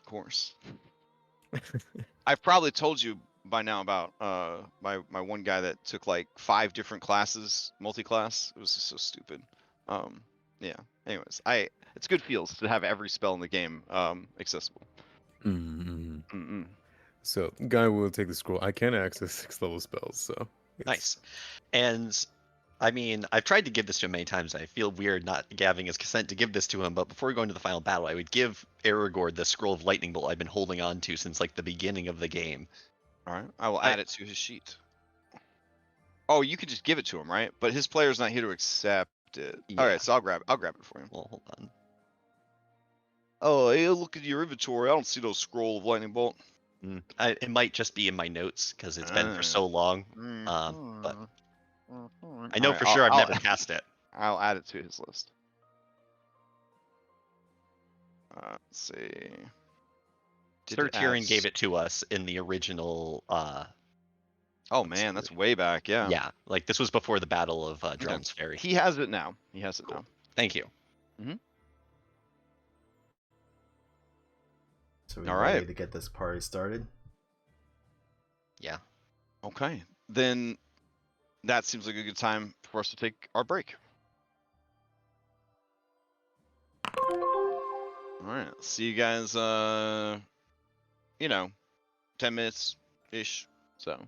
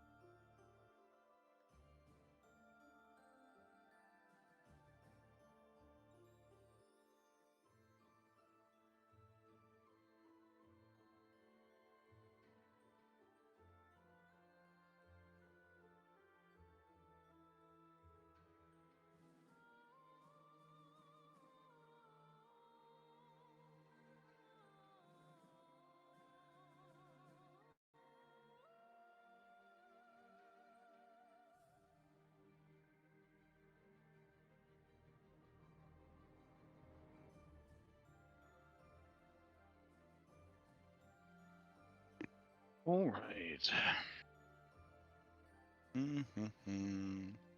Still got a minute or two, I guess.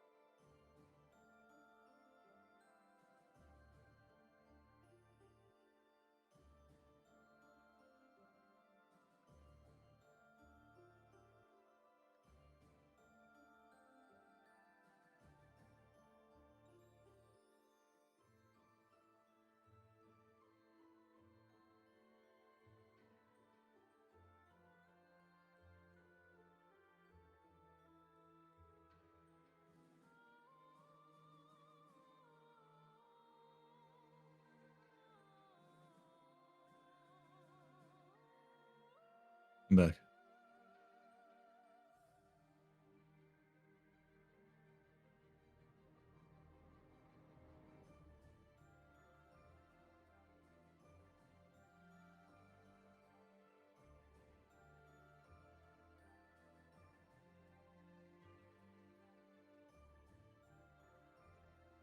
Oh, I'm muted the whole time. Dash cool. All right.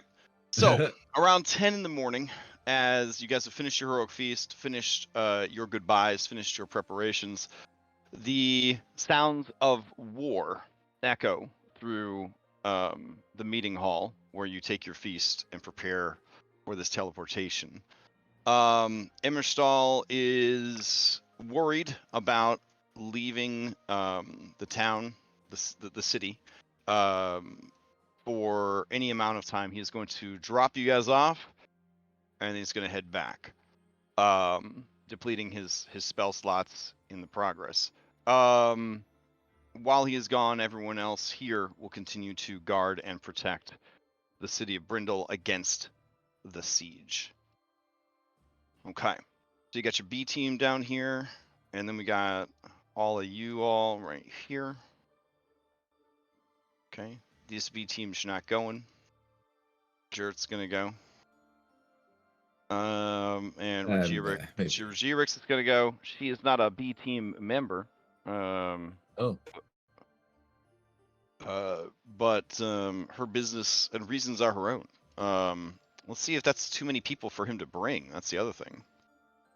Didn't even think about that. She can also cast teleport, so that may have to be done to get everybody there. Yeah, probably. All right. Let's see. You and 8 willing creatures. Okay, so we definitely will need 2 teleporters. Yeah. So she will also have to cast teleport as well. That should cover everybody. All right. So she explains to you guys that the Fane of Blood is located. We should go to the map for this.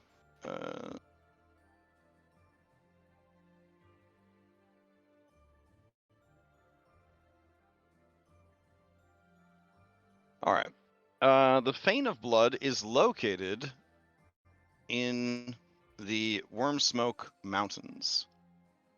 It is nicely tucked away in there, and because of the many magical protections around it, you can't teleport directly in because of, forbidden spells and sanctuaries, unhollows, all that kind of stuff. So you will be teleporting close by, and then kind of walking your way towards it. It is disguised by some very powerful Fey magics. So kind of like flying by, you wouldn't see like this dope ass like dungeon entrance like in the mountains down below. But that is kind of the best you guys can do as far as getting in. Twere it only so easy to just teleport to the final floor of a dungeon, but that, my friends, is for the unprepared raw DMs who don't think about these kind of things or have not had these things happen to them. So experience is the greatest teacher. So yeah, you guys will teleport into the mountains. You walk your way in, and that'll be that. She does inform you that there is a powerful guardian outside that must be bested to gain entrance to the Fane itself. And that within the Fane is a second guardian. Basically the mother of Azar Kul, an ancient blood hag with mastery over the forbidden arts of blood magic. Will likely be posted up as sort of the meet and greet welcome to the dungeon lady. Beyond her is a sprawling catacomb, the remnants of the ancient Illithid city. It is in and around and through this great city that they are reconstructing the body of the Sanguine King. His essence, his soul, has already been placed in the body, but he does not have enough blood to finish building it himself. Hence the purpose of the war. All blood that has been shed by and for the Red Hand has been part of an elaborate ritual. That blood makes its way back to this location so that he can grow strong marrow in his bones and flesh and organs and all that. When enough has been gathered, he will rise. So that is why, per my campaign calendar, each day that passes at this stage of the campaign, he gets more and more powerful because he will have, built himself back up or regenerated more and more of his body. All right. The goal is obviously to find the head. The head, not the heart, is where the epicenter of the ritual is taking place, and it is likely there that you will encounter Azar Kul if you don't encounter him sooner than that, if he doesn't sort of respond to your intrusions and come looking for you. The catacombs of the ancient city are a horror, and they are filled with such vile and unnatural creatures that even Regierix is uncomfortable to speak of them.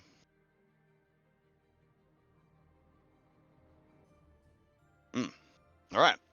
So with that out of the way, I guess the teleport gets powered up, the double teleports, and you guys are going to head over into the mountains. All right.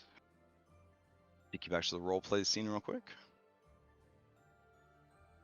Any questions before they take you over there?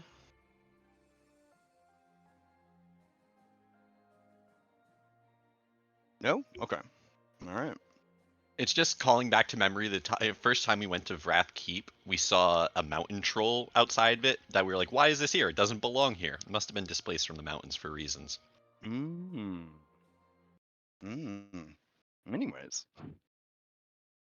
All right. Oof. Okay. Do I have the Fane of Blood? No, that's the Fan of Blood.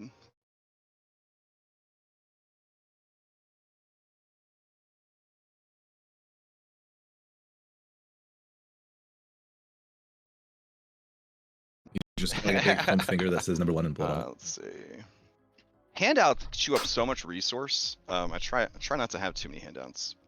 especially since like handing out things in real life, people look at it, they're like, "That's nice," and they throw it in the trash. All right, so you guys appear in the mountains. There's no clues at all that there could be Fane of Blood nearby. But you do see, not a clue, that the stream here is not actually water. It's red. When someone with medicine examines it, they confirm that it is not water at all. It is blood. Following the stream of blood, and before I go any further, Emersal says, "Peace," and he heads back to Brindle. Doesn't even wish us luck. Yeah. He's like, "I see, I'm out." He's got a lot on his plate. You guys follow the stream westward, and you come across this scenic sort of valley, and you see that the blood seems to be coming from a very small falls in the stone of the mountainside up ahead.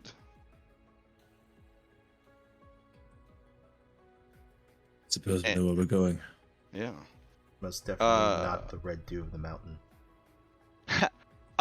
You may make, because of Reagirix's explanation, you guys make intelligence saving throws to see if you can see through the illusion. Okay. 24 is pretty good. Okay. When you say pretty good, are you telling me it's not enough? Let's see. All right, I Holy got to roll shit. for Aragorn. 24 is not enough. Yikes, guys. I do All not right. want to start off this day succeeding out of combat. But do you want to succeed? Is it worth that much to you? Let's see. Aragorn says, "Oh, the water is actually blood," which is established about 20 minutes ago. It smells like it. So, let's see. Unfortunately, the precautions that were taken here are such that even a 24 does not reveal the hideout for anything other than this mountain. All right. So as you approach and get closer and closer, you start to feel a general unease. Claude, who used to be a natural animal, he says to you, Orion, this whole region is unnatural in a way that I've only felt the slightest edges of until now. It would be impossible for any natural beast to muster the will, the courage to go forth and explore these terrible lands. It is likely that all natural life fled these places long ago. And he looks to you, Orion, he says, my heart fills with fear, but because you are with me, I have courage. As I said, together to the end. Where is Also our waffles. spaghetti monster? Also, yeah, we had a hero's piece, so we can't be frightened anymore. Where is the spaghetti monster? Hello. Yeah. Hey, you know, the Brajirix told us that the Illithids city is where this is at, yes? Can you, like, spaghetti feel your way towards that? Oh, yeah, little Tony says, of course, I am knowing that, and you are knowing that, and of course we are going to make our way there. You will see, and might I say that there is no need for fear, for you are brave heroes, and I am here with you. Yeah, he kind of looks around with his two eye stalks, and then Rogeric says, we need only follow the blood. When we pass through the veil, concealing it, it will be revealed to us. And little Tony says, exactly like that.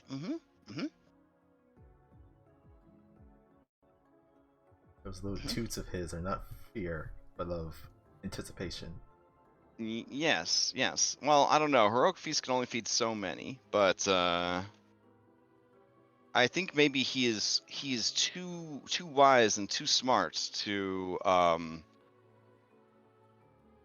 go without fear, because living without fear is pretty reckless. So I also imagine he knows that Xenu will protect him through this. oh yeah, I mean, yeah, religious fervor can definitely get you through the hard times. Let's see, up to 12 creatures could have partaken of this meal. So yeah, so he's a construct, isn't he? So 1, 2, 3, 4, 5, 6, 7, 8, 9, 10, 11, 12. You know what? Little Tony would have foregone the meal so that everyone else on the B team could have partaken of the great bounty that was presented. All right. So,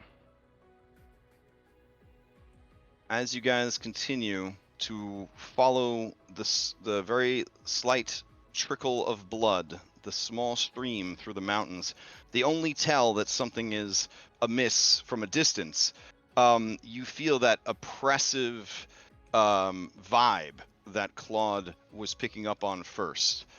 You get the sense that this area is not only dangerous, not only is it unhallowed ground, but it is whispering a promise of your destruction.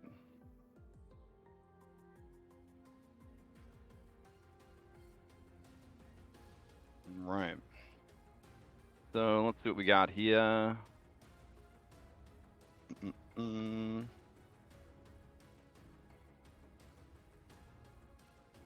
All right. As you continue to follow this, you come to the Waterfall of Blood.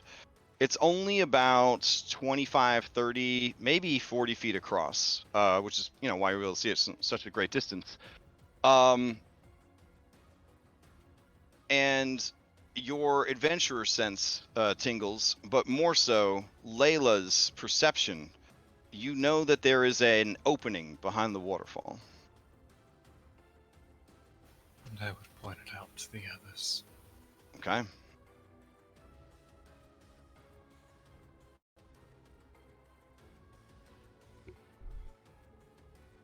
Right. Do we look for any alternative entrances, or do we just want to go through this one? Are there any other entrances, Rix?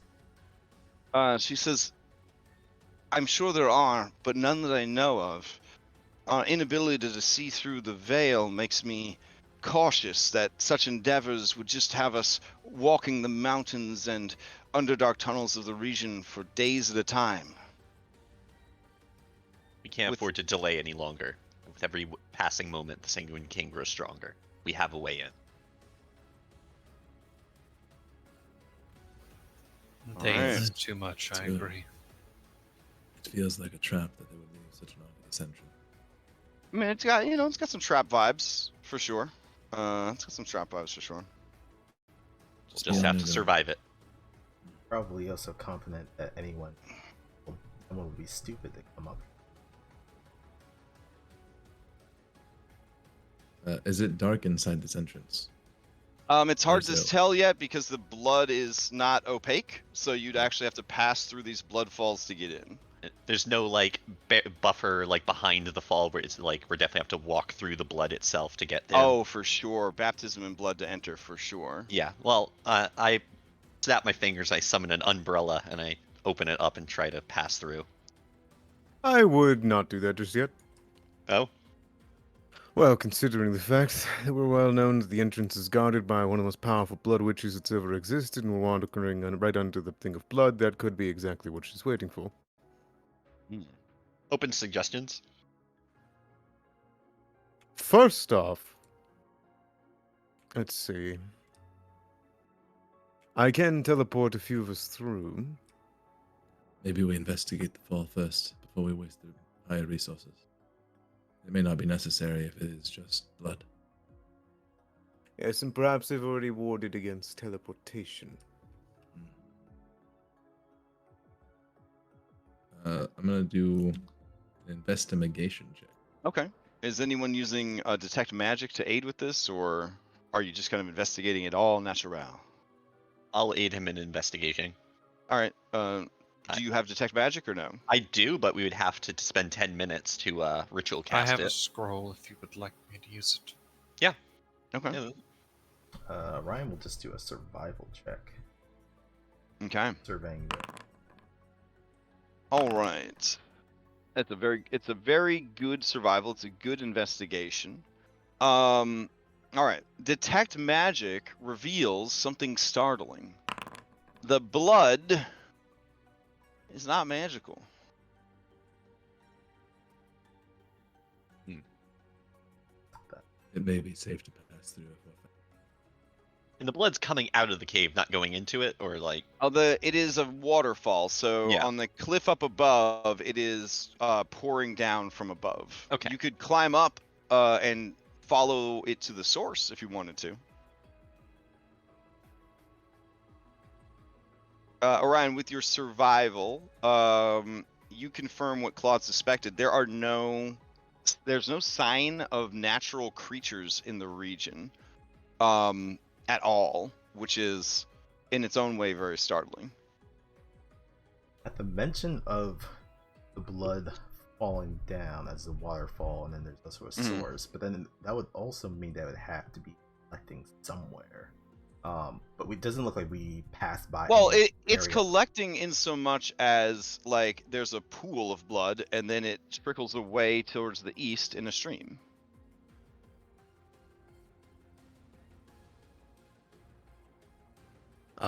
As soon as Barnabas says it's not, Layla says it's not magical, Guy will slide on the gesture mask, give a nod. He will cast freedom of movement on himself. Okay. And then he will go first. Oh shit. Okay. All right. Let's see. Unaffected by difficult terrain and spells or no other magical effects can either reduce their speed or cause the target to be paralyzed or restrained. Target spend 5 feet of free movement, etc., etc., etc. Okay. So the waterfall is tall enough, but not particularly strong. So like you're getting definitely hit with like that feeling of like buckets of water, or buckets of blood in this case, are kind of slamming into you. But it is not a damaging process so much as a disorienting and disgusting process. But with freedom of movement, it is over very quickly. And you find yourself on the other side. Does anyone follow Guy through the waterfall? Ryan and Claude will follow him, but they're going to do it stealthily. Okay. Barnabas will follow right after them with his umbrella open, hoping it doesn't collapse. All right. Ryan just opened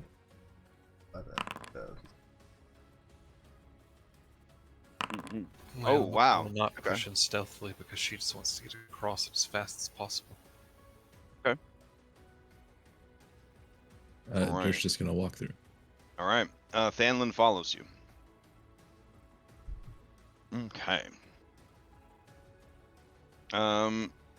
Regierix tries to misty step through and is unable to. Frustrated, she quickly walks through. I'm gonna ask Thanlin, raise your arm, and I'm gonna have Thanlin use his arm to like as like an umbrella. Oh, an armbrella. Very nice. Yeah. Very nice. Okay. Yeah, like the shield sort of like sprouts with bone and metal from his charred flesh, creating a little umbrella-like canopy that others can use to go through. He himself, his body sizzles like a piece of overcooked meat that has water poured on it, and it seems to just be drinking in the blood that spatters upon him. All right. As you guys enter the chamber beyond, natural stone is on either side of you. It does not run floor to ceiling. Instead, there are ledges on either side of you that go up about 10 feet And from those ledges, there are more ledges that go up about 20 feet. I haven't put you guys on the map yet, so don't worry about that. The southern part of this massive chamber seems to be natural stone, but about halfway through, it transitions into ancient worked stone. There are 2 staircases about 15 to 20 feet wide that lead up to a 30-foot high platform. This platform stands before a door of metal and living flesh.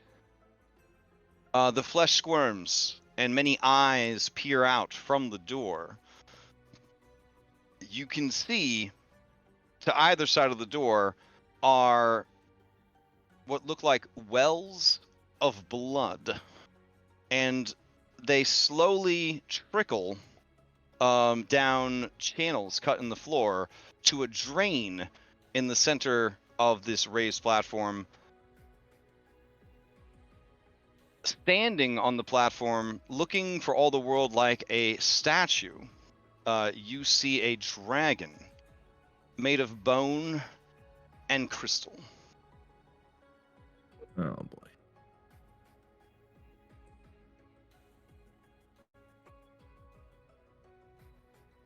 Oh fuck. Yeah.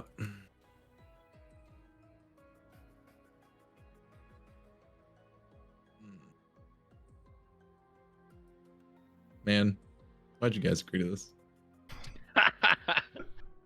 When I watched the playback of what happened after I left, I sat there like, why are we willingly throwing away our resources before the final fight? We're so boned. Oh my Just god. hold on to him. For the content, for the experience. Yeah. Oh man. This is so The exciting. slaughter. Let's Right. go. The creature starts to move slowly, and it looks down at all of you, and you hear in your mind a sensation that is becoming more and more familiar to you guys, a voice that says, you do not belong here. There is nothing here for you but death.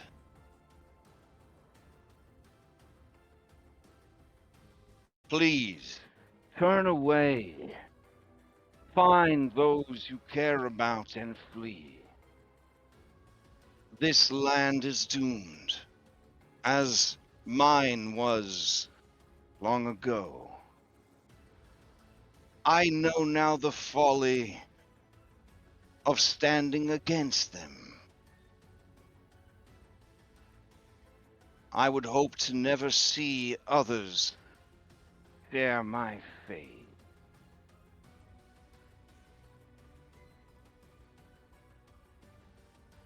Say we should find those we care about. Leave. You should take your own advice. Get out of our way. Would that I could, but I am bound into service. What you are the bound terms to- of your service exactly? Next question. Exactly. I am to destroy any who would try to enter the Fane of Blood.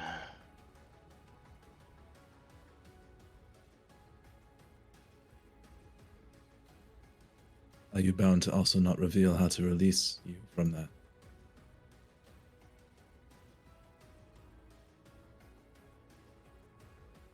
I could be released from my service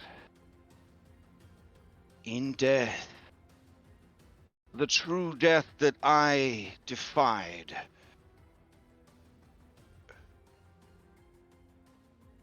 A death I often thought of, dreamed of, but always put aside.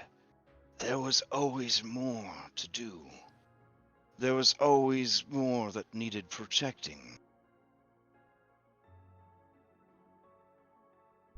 When the work was done, I laid down to sleep, as did many in my service, as did my champion.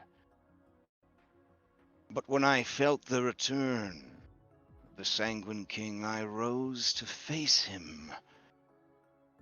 I rose alone, but I thought in my great hubris that if I could reach him fast enough, I could stop him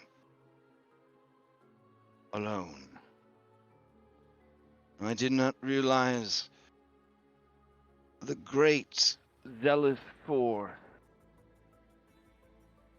that had formed around his memory, the alliances they were willing to make, and the power at their disposal.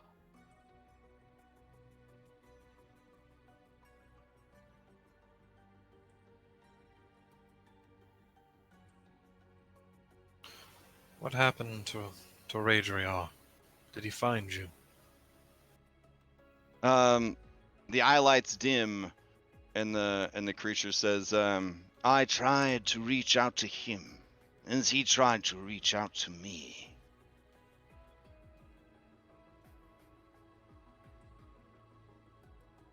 I know that he has awoken. I know he searches for me.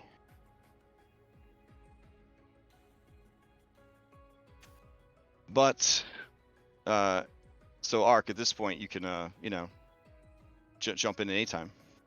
No worries. But where he is a mystery to me.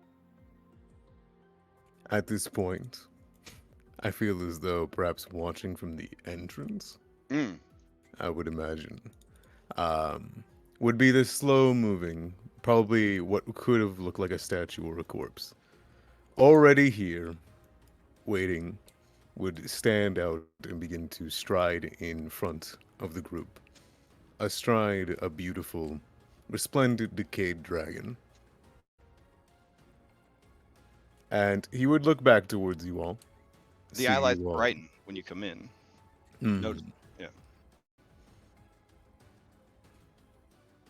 I'm glad to see you finally made it.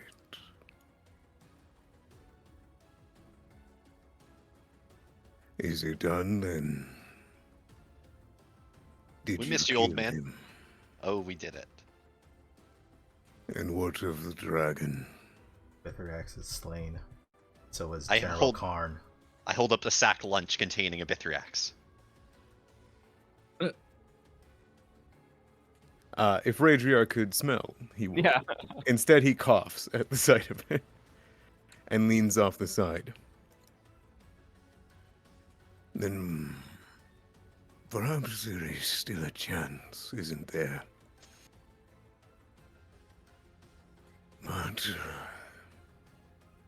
the folly of our past.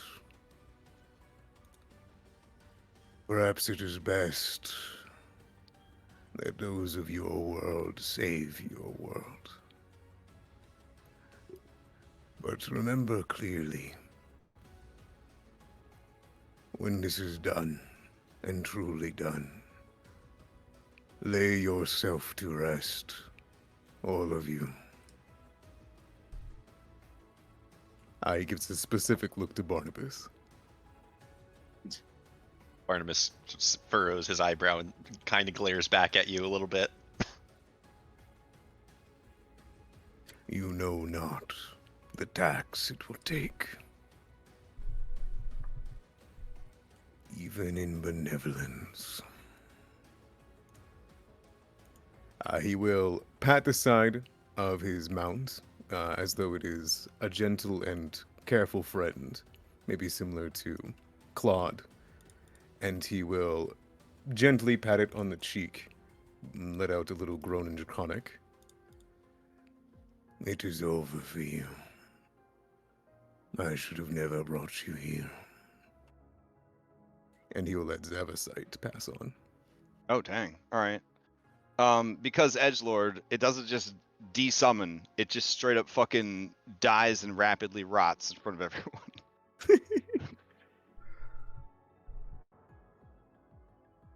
There is a shake, which I no longer have my cool screen trimmer mod because Foundry 10. But the screen shakes, the ground shakes beneath you. The dragon turns its head to the side, and those of you with good perception, you hear the squelching, almost toilet-like sound of water rapidly being drained and running down these channels, and then the dragon says, "He knows you're here. He is calling upon the reserves of blood to speed the ritual." You all must go. And he will, as though this is him being hasty, begin to crawl at a half speed forward as Rajar begins to move. But as he does, he begins to start shedding his skin and pulling out the large spear that he was given by Barnabas. Wipe. As he does, he'll begin to stab it into himself, just one piece at a time towards his own heart. And he'll say out to the dragon, "You once gave me a piece of you. A heart that would hold a will, a fire that burned for the love of your land, that burned even in death. I feel it now, as I did before in my own chest. It is time for us to rest and let them save this world. If I cannot kill you, then you will kill me. Either way, take back your heart. I wish to live no longer." Mm-hmm. The dragon squares up against you and says, "Were it within my power to let you pass, champion, I would. For there is no greater warrior that I would pit against this enemy. Alas, they have taken free will from me, just as they have taken my name. I am but a slave to their will now. I cannot let you pass, but I will take from you what was given, and I will give you the gift of death that is denied to me." And then with a mischievous sort of look, he says, "We will fight as in the ancient times, one at a time. Please form an organized line." Godspeed, Rajar. Only to honor bound. And he will begin to move forward, stab it into himself, and will say, "At least do me the honor and try not to die before I do."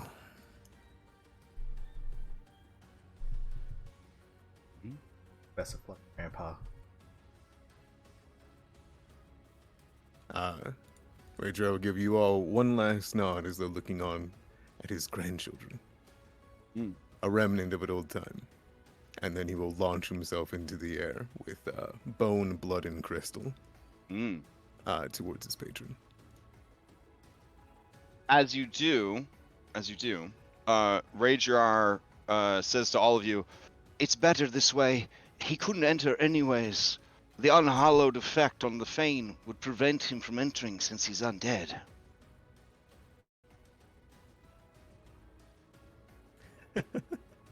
He's just, Yeah, just throw, that's yeah, fair. just, That's yeah. fair. That's fair. Yeah. I took the fee. That's fair.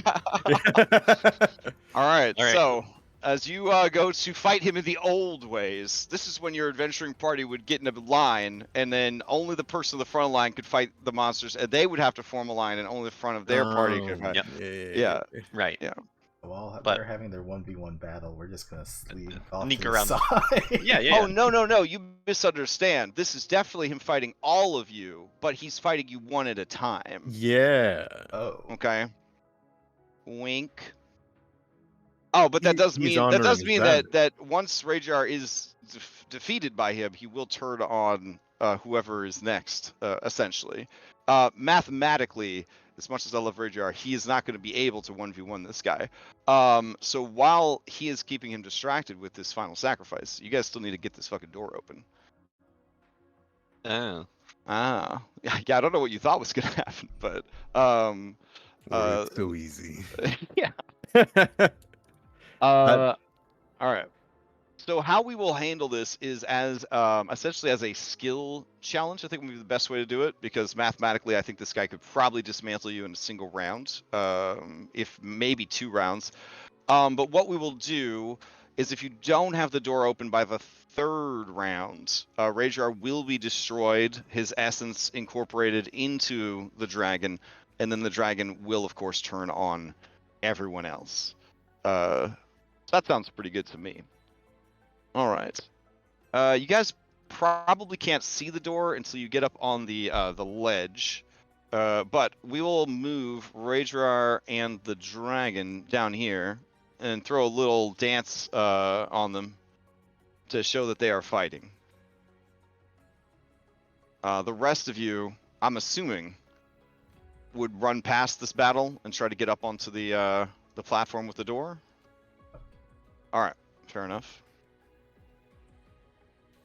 Joke's on the dragon. He has protection from evil and good. Good luck, buddy. Can you guys see the door now, or is it still not there? We can see it. Oh, Well, I can see like the on shadow that. was like the door. It's, like, being Okay. I know blocked by walls. I know what I need to do to it. Hold on. Mm-hmm. I need to make it a limited sight restriction. There we go. Ah, there we go. Guy will look back. Who the hell was that? Yeah, fair. Before Right? continuing the puzzle. We probably would have told you about Rachel. But definitely would have been shocking. It's always shocking to see Rajar for the first time. Now, let's get this damn door open. Come on. Anybody bring knock?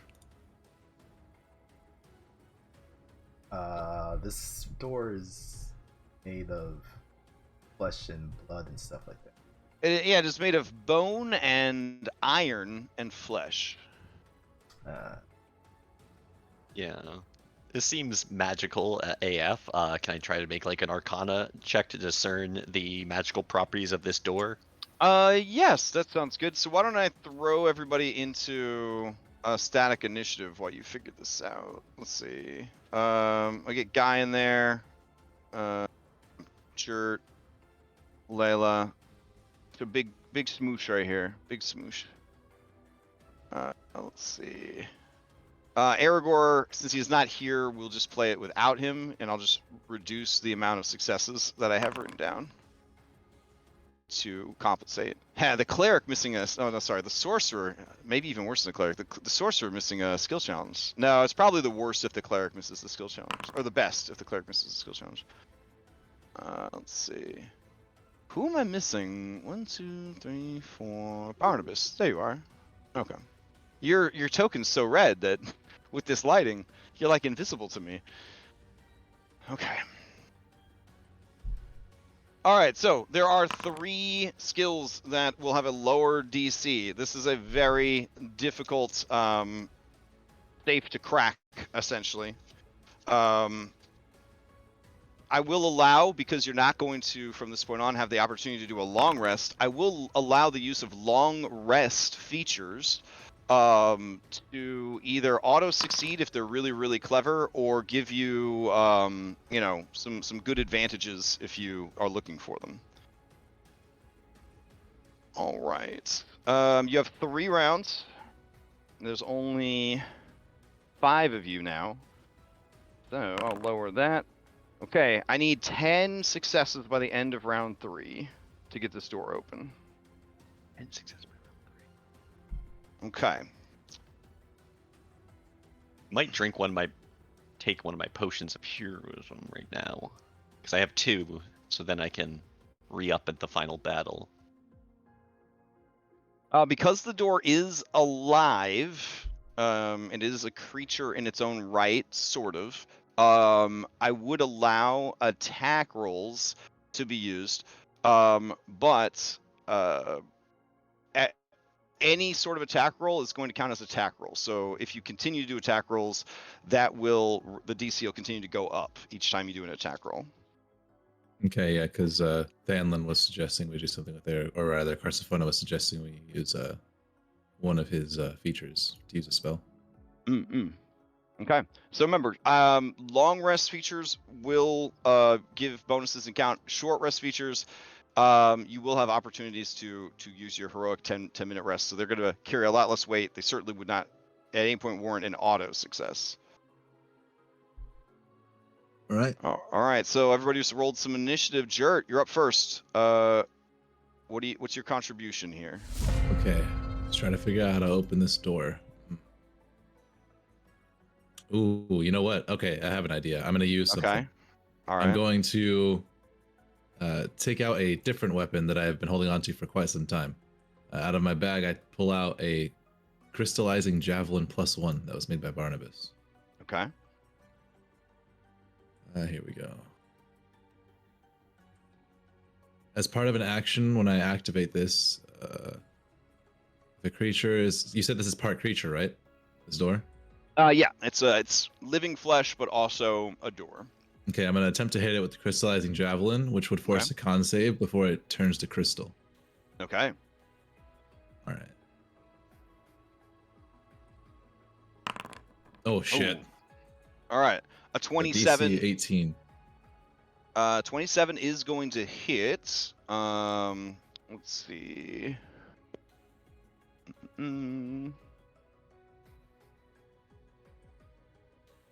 This thing has a +10 to its con save, though, but we'll roll it straight.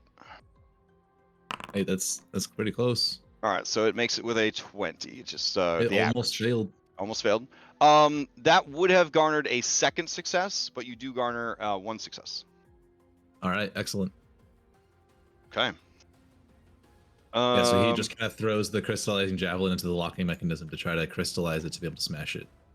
But right. It makes the save. That's his turn, though. As you do, you see that the locking mechanism is all of these kind of zipper-looking pieces on the bottom and the top. Each and every one of them is like an organic lock that is sort of like teeth almost, gnashed together. All right, that brings us to Layla. Okay. I think Layla would be kind of almost directing from afar a little bit, taking in an overall look for the door, looking at these pockets and locks, and trying to just kind of discern the overall features of it. Can I roll perception for that? Yep, you may roll a perception. Yeah, that is going to be a success. As you look over the door, you get the sense that it is well made. Both the inorganic and organic components seem to be nearly seamlessly fused and meshed together. It fits tight in the frame, and there does not seem to be any sign of weakness. But you do get a second success. All right, Guy. Okay. Would it be within my right to ask if there was a sort of history check for this kind of, maybe perhaps what opened this before? Yeah, you could think about other doors throughout history, other locks, other defenses throughout time. That would certainly be okay. It is not one of the 3 secret skills, but you can definitely roll it. All right. Oh, that is a very good roll. That is a success. You recall the existence in earlier ages of magic of something called a wall of flesh. And a wall of flesh is sort of an aberration construct situation that is built of primarily flesh, sometimes with other things, similar in many ways to a flesh golem, but much more powerful. They were built to defend the layers of powerful aberrations like beholders, mind flayers, and other eldritch horrors. One of their most dangerous abilities is the absorption of a being into themselves, similar to the modern-day gibbering mouther that some scholars think might be the offspring or the budding of ancient walls of flesh. I will relay that interesting factoid to everybody. Oh man, Regierix takes notes. She says, perhaps after this is over, we can have a discussion about these walls of flesh. Yes, very fascinating. Seems like a great feature to a dungeon.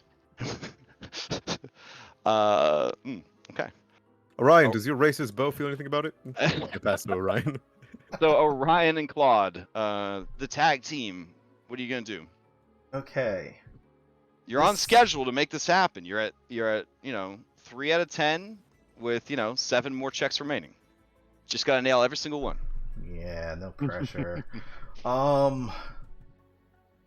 Claude has Orion has an ability, but it's fueled by ferocity in combat. Go with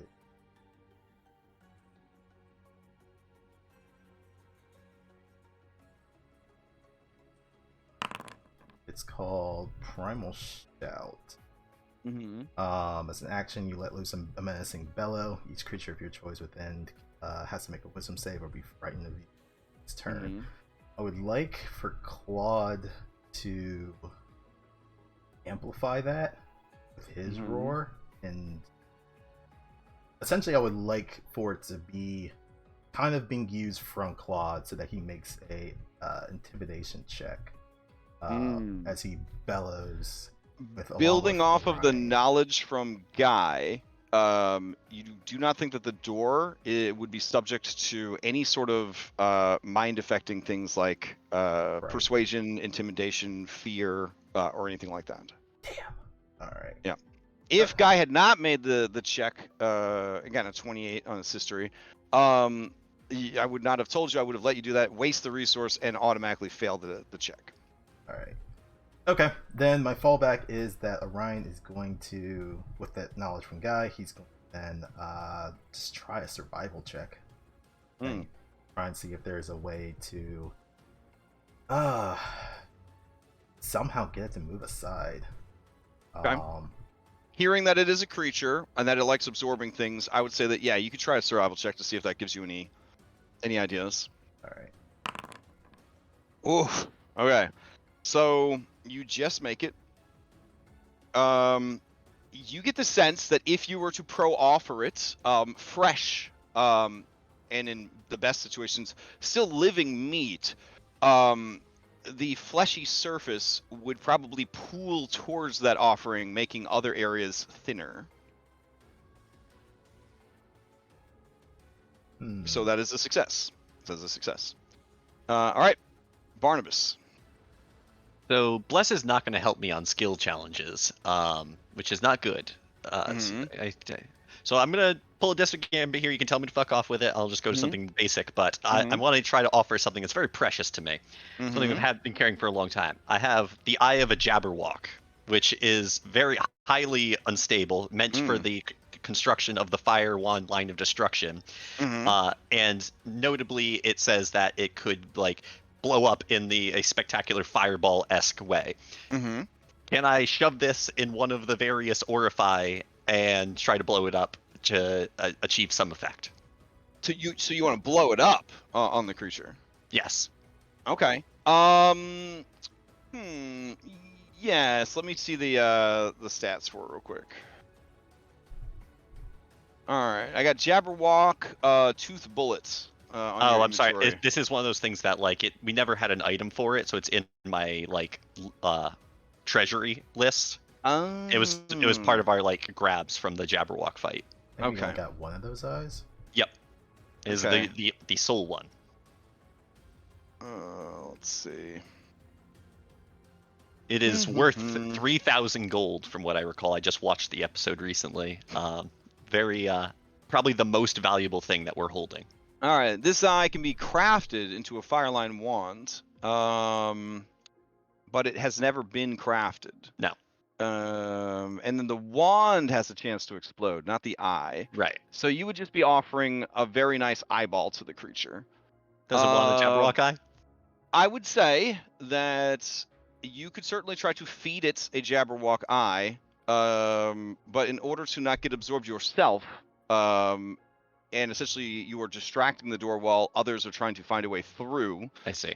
I would allow you to use the Jabberwock eye to make a sleight of hand with advantage, because you're basically like teasing a predatory animal with something delicious. Maybe I'd offer that to one of my allies to do that in a future round if they'd like to. Mhm. I'm not the person to do that check, and I would default back to where his comfort domain, which is he would just try to do the Arcana check that he proposed earlier. All right. Okay. You're gonna roll an Arcana check. Yep. All right. Arcana is one of the secret skills. And it's good because you would have failed otherwise. But you do succeed. You understand that this door is magical in nature, and that the various efforts that you and your team are putting forth are sort of breaking down these innate wards and defenses that are present. This sort of like everybody's kind of contributing what is the end goal here. The door itself is a combination of very real protections and many magical protections as well. Hence the skill challenge of you guys working together towards that. Either way, it is a passing success. But you do not learn anything new from it, because it is not high enough to learn anything new from it. Okay, as long as I pass. That takes us into the second round. At this point, Rajiar is bloodied.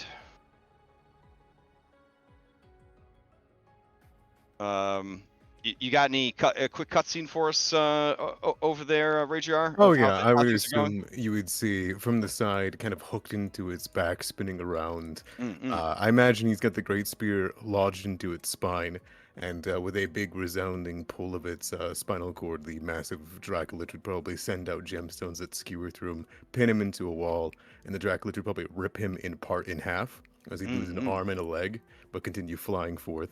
But instead of those pieces falling to the ground, they would become more gemstones, as though perhaps the gemstones are his old people.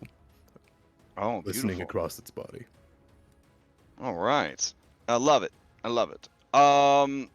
Let's see. He would have opened the battle with you. He's a very practical man or creature. He would have opened the battle by just casting a globe of invulnerability on himself. I would assume, since he's fighting a guy that, like, doesn't have a way around that. So you are giving this like your all, and what it would appear as just like, an psionic shield kind of thing, like you're hitting him and there's like a resonance that kind of travels across the surface as he's just sort of like deflecting attacks and whatnot from it. Though, I mean, you're not probably dropping too many spells on him. But anyways, that's how he would kind of open it up. And then as the two of you are fighting back and forth, it is revealed that he has psionic spells and abilities, which isn't probably a huge surprise, that he's bringing to bear in this fight.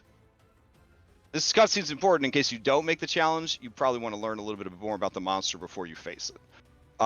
You also those of you that are observing the fight, you see that Rajiar is resisting a lot of the elemental damage that the creature deals. It seems to be brokering in psionic and necrotic damage mostly. All right, round 2, Jert. If everybody does it this round, you've got it. Okay. Trying to do something clever. Okay, you know what? Yeah, I want to let's take. Okay, so it doesn't say that how long this takes for it to work, but I want to use the stone gauntlets that I have that increase my strength and try to punch a hole in the ground right in front of me for a second. And in the stone and soil there, I want to plant a seed that I've been holding on to for a long time. Oh shit. Okay. And I want to is the plant a seed of symbiotic self to get a clone of myself for 10 minutes that's going to help me pry the door open. Oh my god. All right. That is a consumable and honestly, a very useful consumable. You plan I to just see haven't found a good time to use it. Like, I was Yeah. going to use a bait and spot for Regirix if that turned into a fight, but it didn't, so... Oh man, the clone only lives for 10 minutes, and it looks to you for guidance. You are its father. Yep. When it dies, all of its equipment turns into pumpkin guts. Oh my god.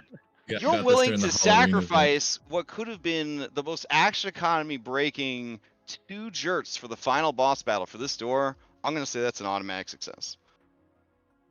Automatic success. Don't even need to roll. Don't even need to roll. That is just boom. Instantly Well, it's a happens. naked clone. He doesn't have any of my stuff, so I don't know I was how about to useful he'd say- really be. I was about to say, a long time ago when you got this item, like I devoted 2 crafting sessions to making stuff for this clone. If you need We it, have it for 10 minutes. He can put it on. Let's go. I hand him some studded leather. I hand him a hand axe and a blunted short sword, and I say, "Get to it." Barnabas up. is the Batman of this Justice League. Yep. I'm just gonna fucking put it out there, and I don't necessarily mean that as a compliment. I'm a little know. scared. I'm a little scared of Batman. Not gonna lie. Batman is a bad dude.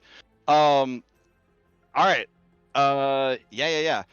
Whew. Okay. So Jert looks to you, and he says, "Father, where are we? Son. Is this life?" As he looks around at the horrors no. everywhere. God. Yes, our job is to protect it. And right now, to do so, we must get through this door.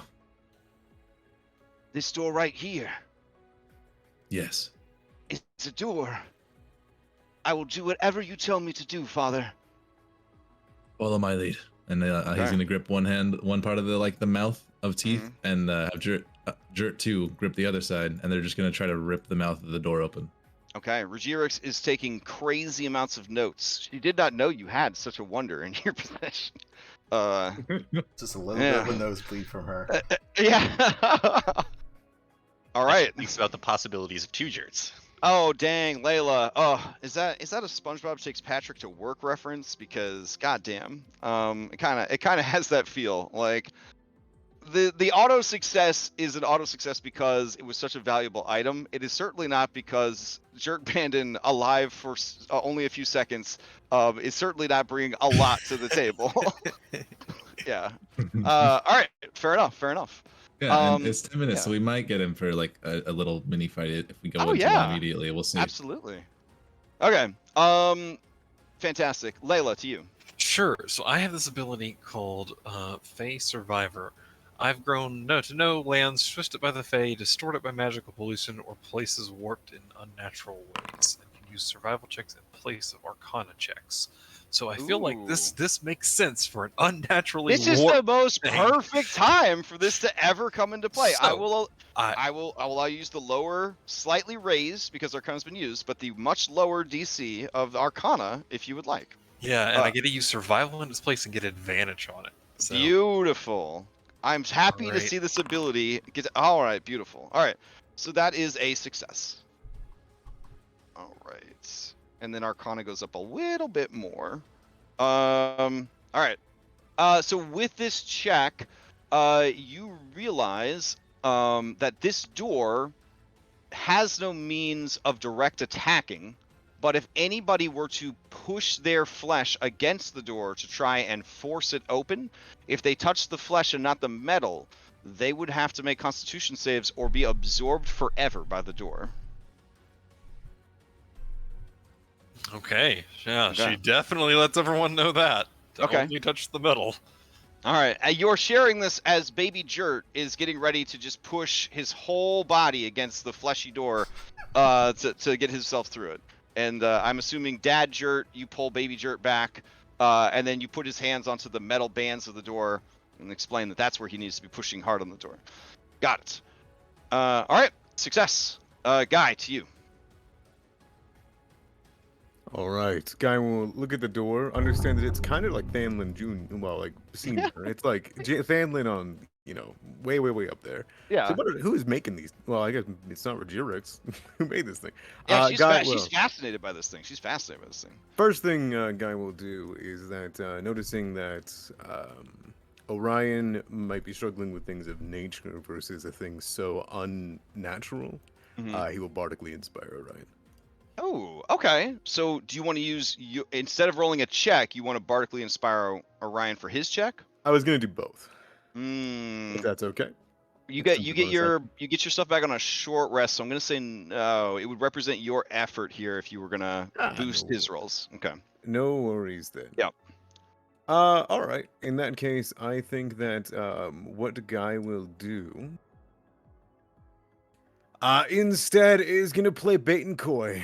He's gonna tease it and dance around it with acrobatics, if that's okay. Okay. Or you'll take the Jabberwock eye and sleight of hand it. Okay, yeah. I mean, the Jabberwock eye, I would definitely you'd be doing this at advantage because that is a tasty morsel for the store. Excellent. You're saying okay. I'm not? Not as much as that eyeball. Ah, damn. All right. Let's see.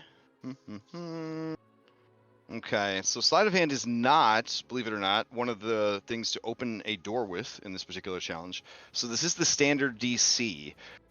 With advantage from this pro offered thing, you still came up short. So that would be short enough to succeed at a cost. Oh, well, since you asked, you do succeed at a cost. Mixed up, your lack of mental confidence imposes disadvantage on knowledge checks until the end of your next long rest. Oh my goodness. Okay. But you do have these guys here for recall knowledge checks on monsters, so that kind of bounces out a little bit. Yeah, all right.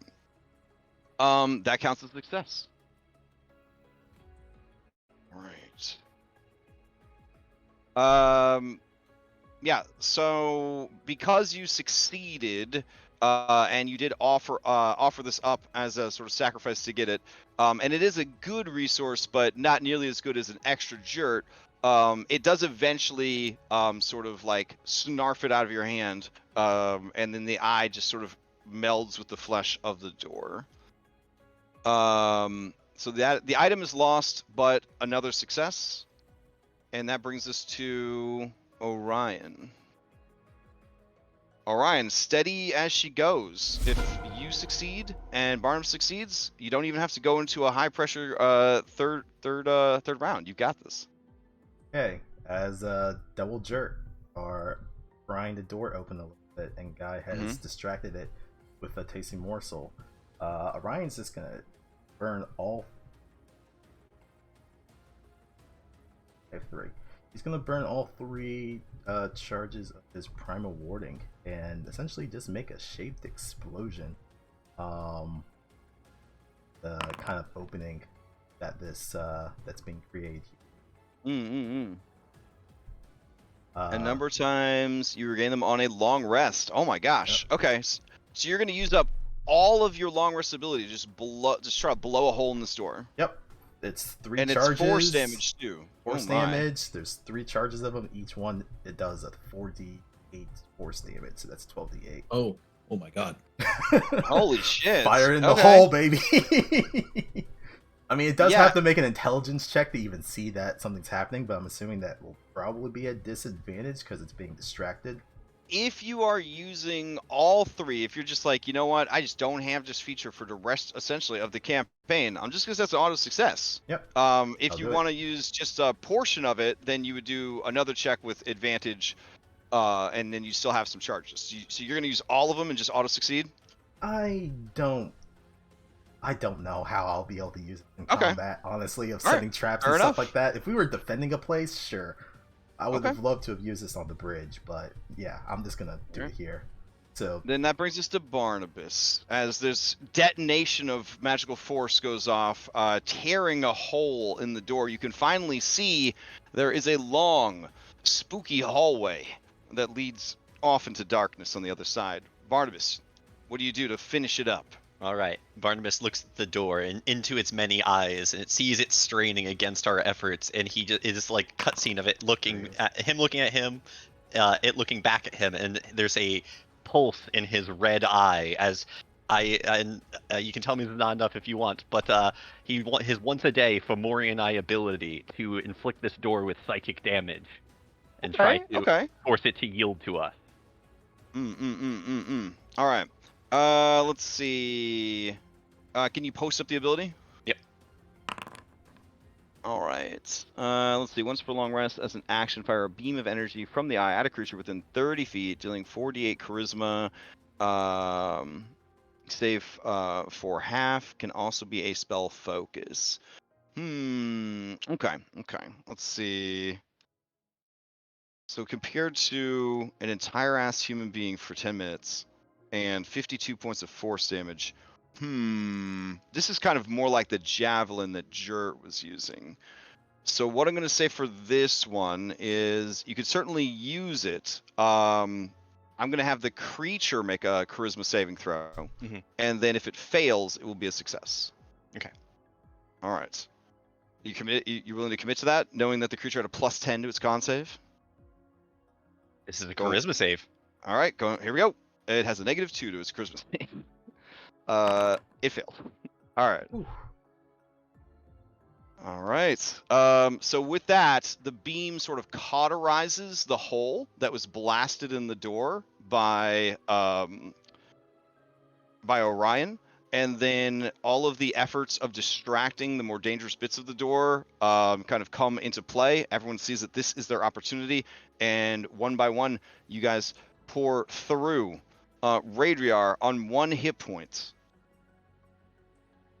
what parting words do you have for the heroes as they rush further in? As he sees them go, I think there isn't much of words, but more of a war cry, a cry that he once had a long time ago, one that every time he's seen the Red Hand, he has a reminder to them of what they have to lose and what they have already given up. And perhaps they need not anymore. He will look towards his mentor slash undying husk of what is left of his people, hook it into his jaw, and he's going to make it a problem for him for as long as possible. Skewering into his eye with a massive javelin built by Barnabas, making sure that it will stay there for a very long time, and stabbing into the top of his mouth. He will then begin to roar out and use his decaying breath weapon to not just hurt what he can of this being and the crystals on him, but begin to ingratiate himself into it. Oh, shit. All right. So this is a baller move. The creature is willing to merge with you, welcoming this merger, taking your bones, your crystals, your soul, your power into itself, with that same arrogance that put it in this bad position in the first place. Thinking that you will be easily dominated and added to its collective. As he is brought in, though it may not help his party or may not happen in general, as soon as he feels that psychic connection to the rest of the Ishitan, as he is the last of them, he will give them a war cry in the psionics to resist their master and all of their souls that power it, to try to hold it down for as long as he can. Oh, shit. Okay. As all of this happens, you guys see so many draconic and dragonborn souls begin to kind of burst from the creature, swirling around it in nimbuses of light. And you watch as Radriar stops moving, his body crumbling. And as it does, psionic force gathering up the pieces and just affixing them to different parts of the dragon. It turns on all of you as you flee through the door, and it readies its desiccating breath. And at that point, as it rears back, it halts, and it looks around at the different spirits and souls hovering about it, and it seems to be lost in its memories for now. As you guys rush through the door and go deeper in.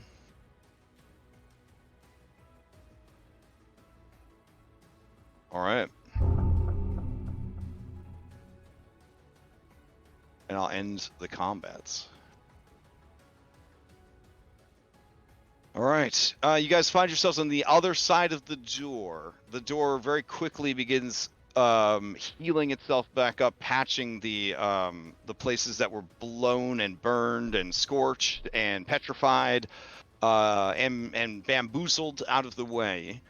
The passage is made of a dark gray stone, but the light, ambient lights of the dungeon are, of course, sanguine red.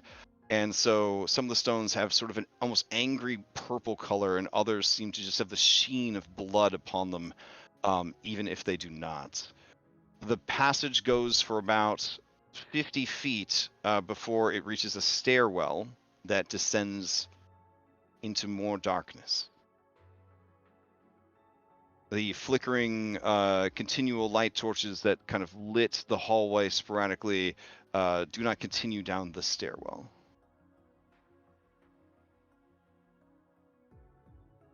So you could stop here if you needed to rest, but I don't think you do because you didn't have to fight the dragon. And you continue down the stairs? I emanate a low light, starting the starry form of the dragon. Okay. But otherwise, I'm ready, guys. Brian's puppet head is still. Beautiful. All right. As you guys head down these steep stone stairs, the humidity starts to increase, and as you dab at it, you realize that the mist hanging in the air, that thick humidity, is blood. So as you kind of take your hand or cloth away from your forehead, you see that it is stained with blood. As you reach the base of the stairs, you see the glowing lights of ritual circles down two passages, one to the left and one to the right. There is a... It's not really a passage so much, I guess. Yeah, hold on.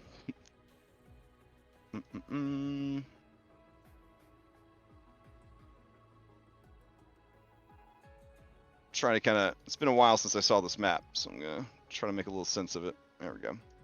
Oh yeah, so there's a passage to your left and passage to your right. They seem to lead to ritual circles of sorts. But more disturbingly, ahead of you is a massive chamber, and you can see braziers hanging from iron chains from the ceiling. They burn with a hellish red fire.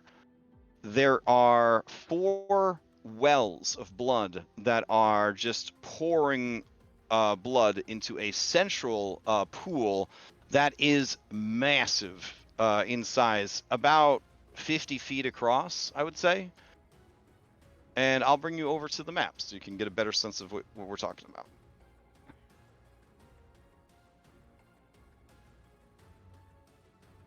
All right. Cool. Yeah.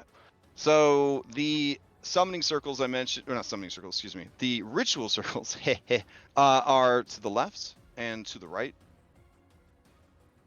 There are stairs here that lead to a slightly raised platform. So this kind of central area, this 15-foot walkway, this is about 10 feet above everything else. It leads to a little diving platform in case you wanted to dive into the massive pool of blood right here. The braziers hanging from the ceiling. Thus, there are 2 more in the top left and top right of the room. The 4 aforementioned wells that are gurgling and gushing forth blood at a rapid pace, that are just traveling down these channels and dumping into this vat, this pool of blood. You can see dark spirits, bound souls, lingering ghosts that were forced into this ritual against their will haunt the site. And all manner of arcane and religious runes ring the pool. Behind the pool, stairs lead up to what appears to be some sort of portal. The portal has a shimmering pane of blackened blood across its surface. It has big Stargate vibes, if Stargate was all about vampires. standing at the edge of the pool, staring defiantly at you from across the way, is the High Priestess of Blood, the ancient blood hag who gave birth to your enemy, Azarkul. She seems to be in the throes of religious fervor, and is having the time of her life. Worth also mentioning that this whole area is on a platform that is elevated above what appears to be dark water down below.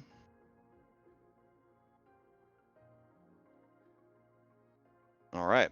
So, any questions from anybody about the terrain here or the situation? There's a lot going on. Is there a specific elevation it looks like between the platform and the water below? Yes. The drop down below looks to be about 50 feet. Great question. Oh, okay. Yeah. It would very quickly take somebody out of the fight, similar to your battle on the bridge against the Fungus Boys. With my expertise in structural buildings, do these braziers that are hanging from chains look like they're sitting above the pools? These braziers that are to the south, they look like, these south ones, they look like they would probably just fall into the water, gonna be honest. Yeah. The two to the, The top north. right and top left, they look like they would very conveniently, isometric map, fall right into these pools. Which that'd be bad for those pools if that happened. Good question. Good eyes. All right. Any other questions? I will say that you guys feel that you are under the influence of several defensive spells that have been laid over this place. So you may or may not find yourselves having disadvantage to certain saving throws, being damaged more in combat.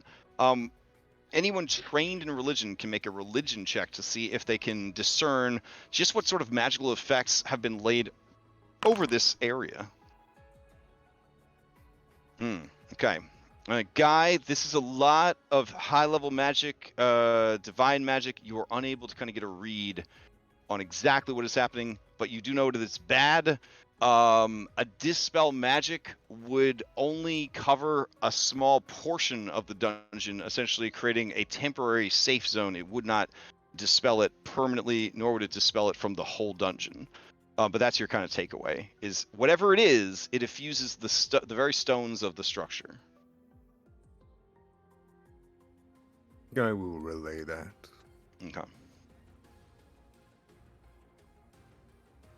think we need to All hurry. Regirix tells you that it seems that they're taking all the reserves of blood and they're using it to speed the ritual. Likely, Azarkul knows you're coming and wants the Sanguine King to be as powerful as possible before the battle. Then we should hurry. Okay. Focus on disrupting it and get past, I suppose. Yes. All right. As you say that, the High Priestess of Blood calls out to you from across the way. You have much courage coming this far. You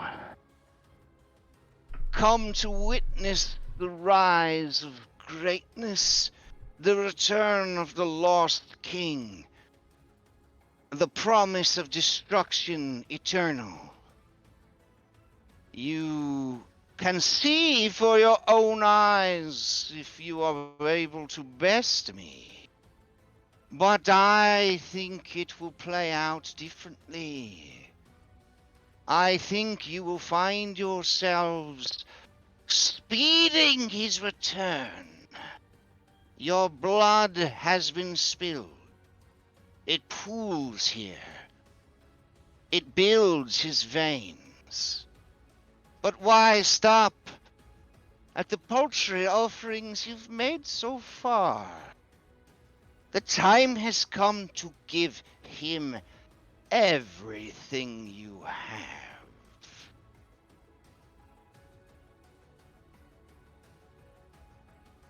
And then she spreads her arms wide, like, come at me, bro. Well, it's a good thing you're not going to live to see him return.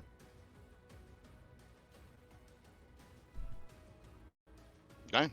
She nods at you, and I guess she'll reach for her initiative dice. I thought maybe you guys would want to move up a little bit, but I mean, if you want to hang out back Yeah. there. I mean, after Orion says, she was just doing like a courtesy, you know, like a WWE like pre-fight. You guys, like, she doesn't really want to start the fight with you guys that far away. That's not fun. I mean, with that, Orion and Claude are going to fly and charge. It's basically if you reach a certain closeness or start hostile or start spellcasting, she will just roll into initiative. But the point is, she's well aware of your presence, and yeah, we do the anime charge where we all as a group rush forward. And oh, beautiful! Cry out. All right. Really want the closer we can get, the better. This takes more than one movement, so I assume this is more than a round here as we're walking up. So. Yeah, she seems to be so incredibly overconfident that you guys are just literally walking towards your death. Okay, keep in mind, if you're on this center area, I didn't set up like auto elevation script because I really haven't been able to get it to work too well since I switched foundries. But this will put you 10 feet above. Oh, sorry, it says 15 here. This will put you 15 feet above the floor around you. And the stairs that you don't have to climb or jump are over here. Speaking of jump, both jerks cast jump on themselves. Oh, okay. Guy will call out in Sylvan to her.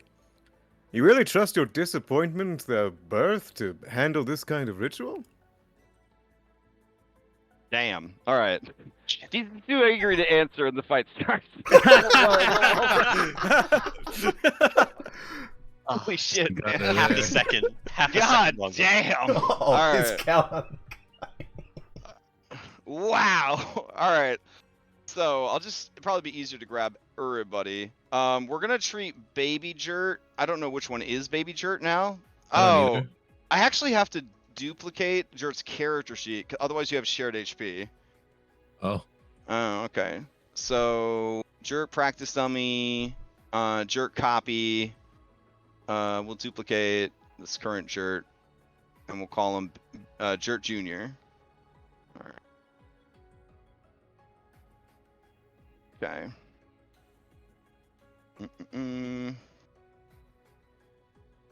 All right. Hey, I just wanted to make sure you guys didn't have any like monologues or talks you want to do with her. I knew you were to throw a hand as soon as I said that. Nah, you All good. right. Let's see. So Jert Jr. is going to be treated as your companion, essentially. So they will act either before or after your turn in initiative, Jert. But you have to take your full turn before Jert Jr., and Jert Jr. has to take his full turn before you do, just like a familiar, essentially. Aragorn / Carsifona wanted me to play Aragorn. I can. Okay. Or if All you right. wanted him out of the fight, it's fine. Oh no, that's fine. All right, sounds good. I'm trying to figure out which Aragorn is the real one. I think this is the right one. Okay. I'll use all the sterling I have in me. Let's see. Here we go. You are now the proud owner of Aragorn. Okay. All right. So, as initiative is rolled, everyone, I think, rolls into initiative.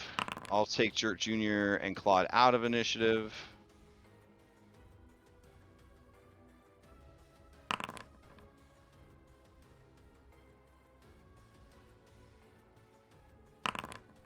I rolled 13 both times. Great. Yeah. That's as low as I could possibly roll.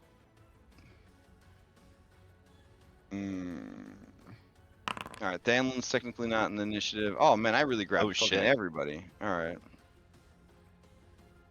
Little Tony, Boomegs, Bron Bronson, brought the whole goddamn town. Okay. God damn, Umegs, he could never foreseen the course of events that would lead to this.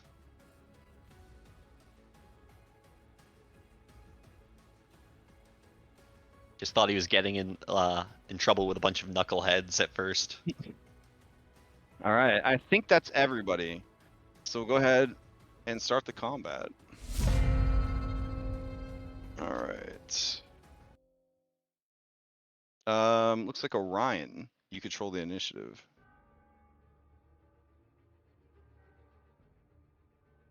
Okay.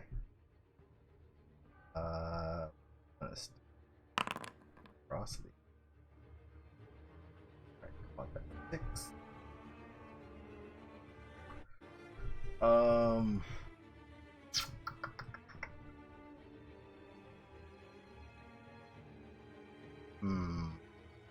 Oh, if you're on the central beam, go ahead and set your elevation to 15 feet.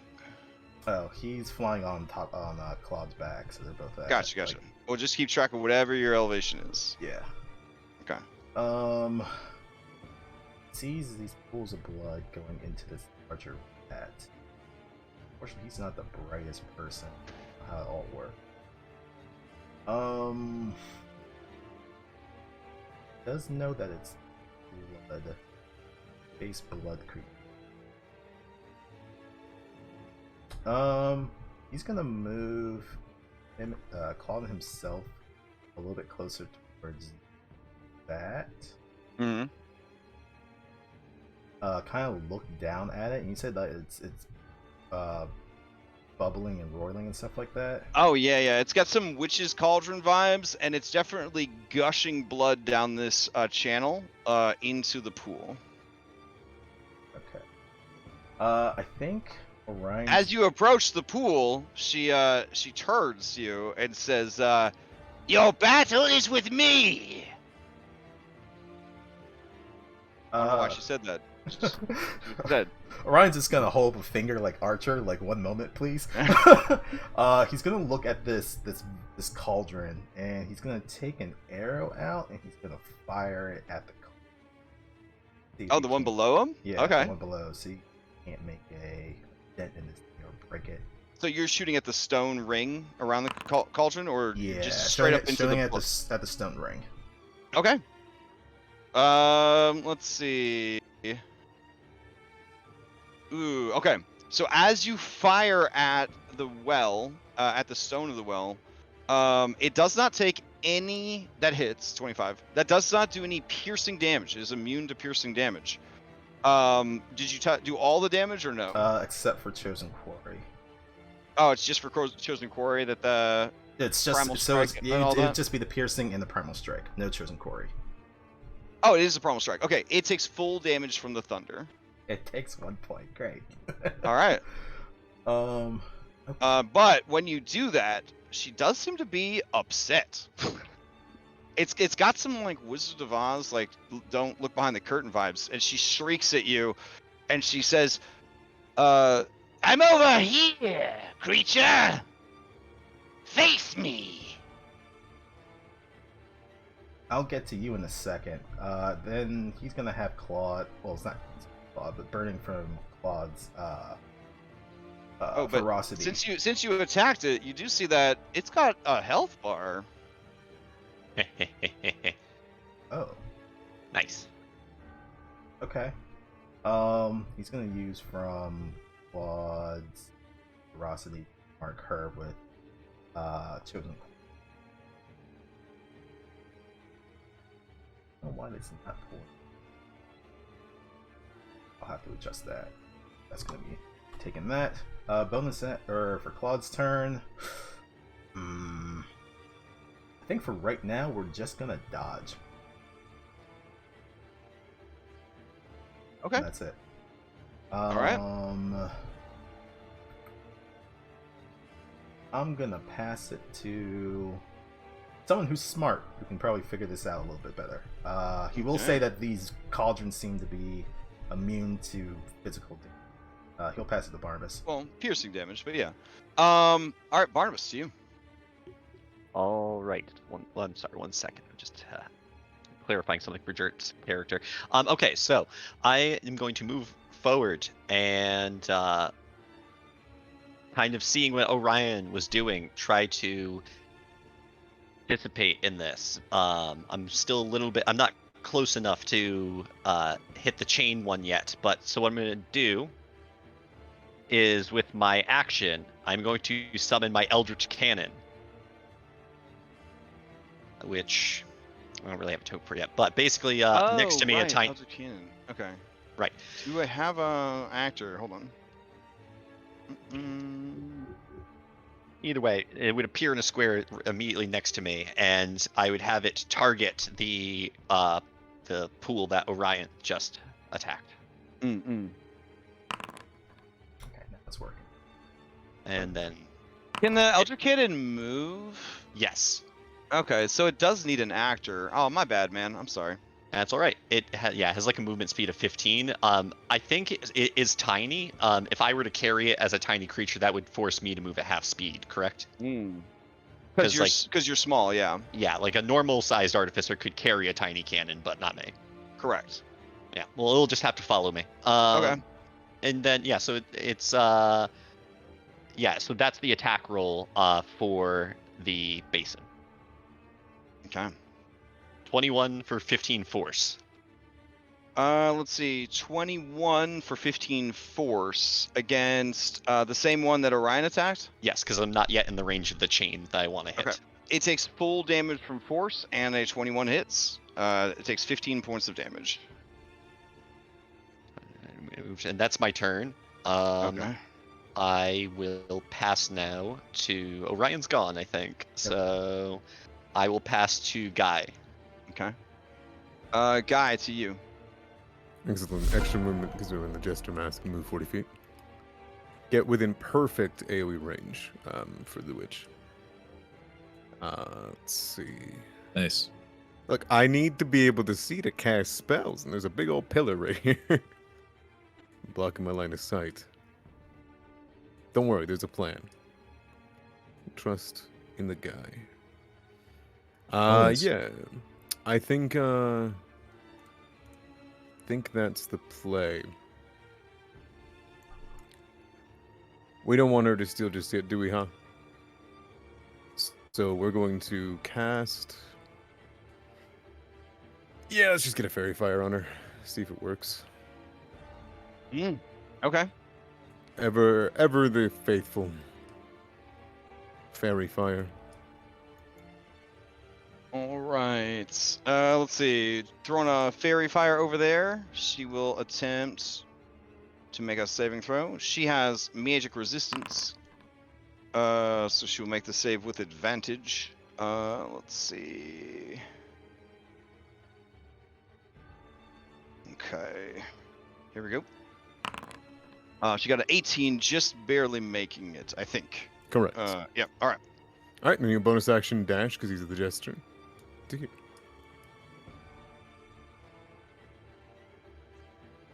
And then he'll pass. Okay. I'm gonna pass it to Layla. All right. Play passes to Layla. Okay, I will move up some. I am going to concentrate and pull out a scroll and read it as a massive storm is going to appear as I'm going to cast Call Lightning. All right. Casting Call Lightning indoors, but there's a high dramatic ceiling. That's cool. Oh yeah, All right. very high dramatic ceiling. Mhm. There you go. There's that giant AOE Holy Beautiful. shit. It's a big boy. where I can call from. We are going to see the reactions, see everything being done. I am going to call lightning upon the brazier above the bowl here. Oh, hype. Okay. And it is 3d10 damage, and it is a deck save. Oh, it rolled the damage. Good deal. 25. All right. Hold on a second.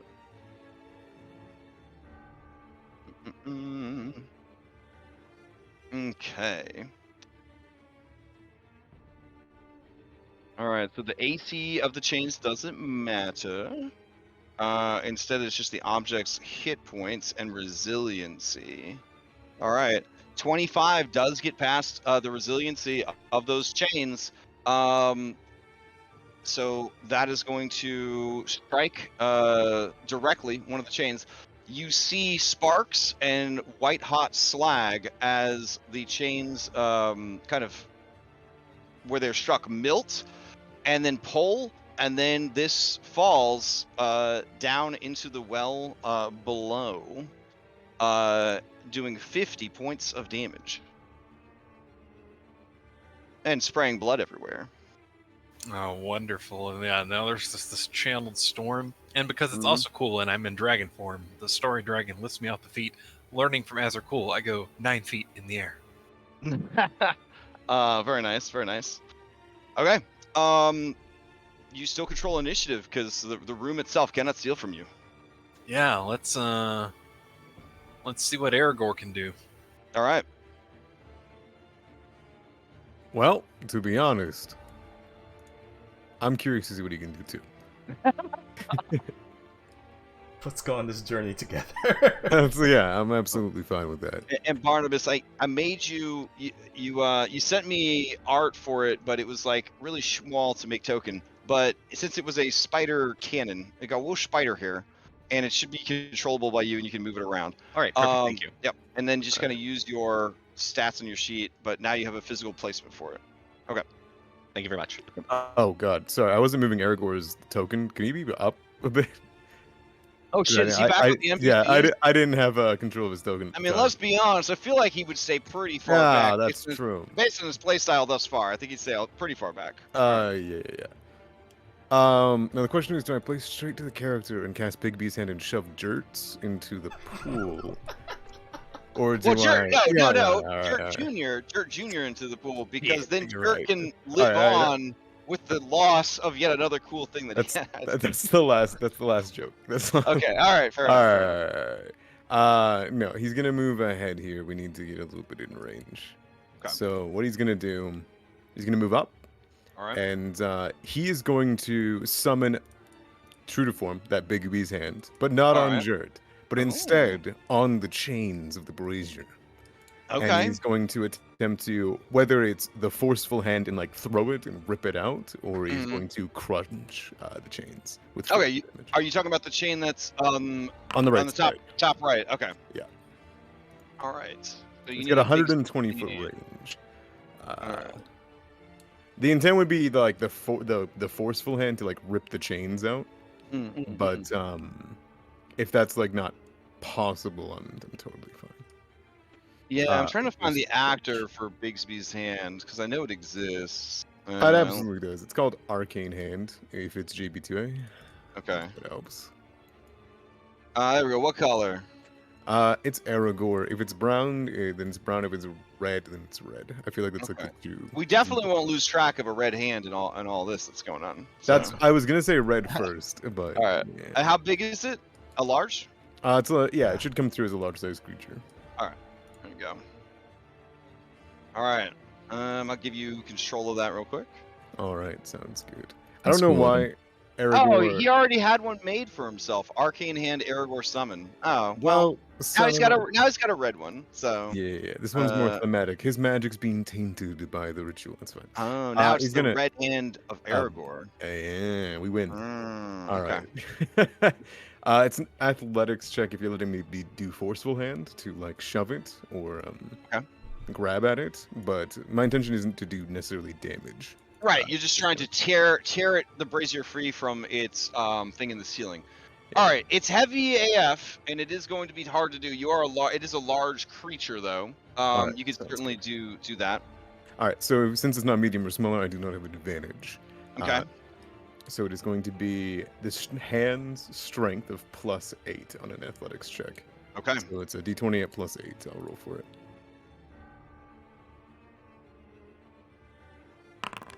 All right. Yeah. 15 is not enough to pull this chain loose from the ceiling where it is kind of tethered. Nor is it enough to kind of crush the chains in your grasp enough that they would sort of crumble and let the thing go. I will spend a charge of the twin blade of crystallized fate to reroll any d20 as a free action. Okay. So I'll roll that again. God damn. Oof. All right. That's fine. Okay. That's the turn. You get the sense that the check was probably well over 20 to physically pull this free, or to break it in your bare magical hand, as it were.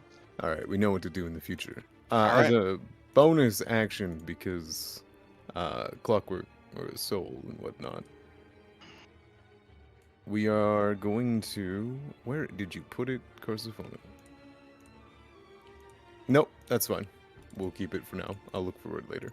We'll Okay. pass it to Jert. You want it, or do you want Regirix? Yeah, have Regirix go first, just in case she doesn't damage. Okay. Regirix. All right. Let's see. Regirix is going to do a knowledge check. Because that's what she's really into. She's a nerd, not a fighter. You know what I'm saying? Let's see. Okay. All right. That was a good check. Okay. She looks around at everything that you are doing, and she says, you have the right of it.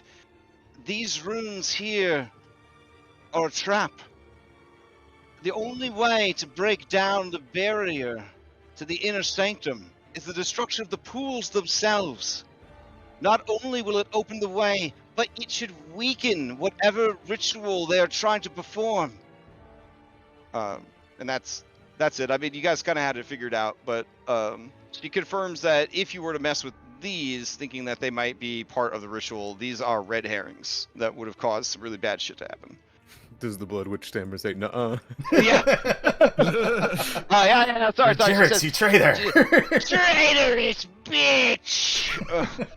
How dare you! My son saw fit to take you in when none would, you freakish abomination! Jert We Jr. took her looks in. at you, Jert, and says, "That lady was mean to your friend, father." We do not let such things stand. Take these weapons, and I'm going to pass him my 2 extra weapons.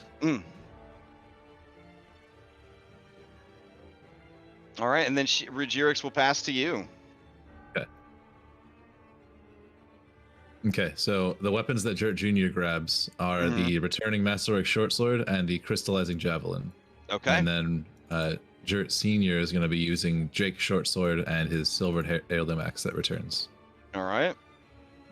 Yeah, they're both going to look at each other. They're going to move forward to the edge of this little spot here. And then with a jump, they're going to leap 60 feet to land and flank the Blood Priest. Ooh. Okay. So Jert Jr. goes... Oh, here, let me select just one of them. I guess we'll have Jert Jr. go first. Okay. And then hold his action, since I have to do one and then the other. Oh, buddy. So, so as Jert Jr. Goes to leap over the blood pool... Always send Junior first. Yeah.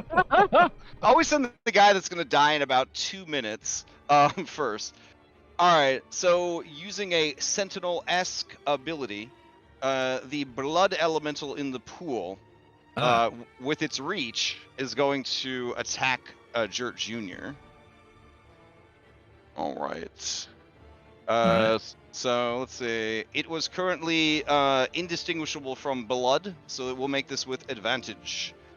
Okay. 28 for Holy 37.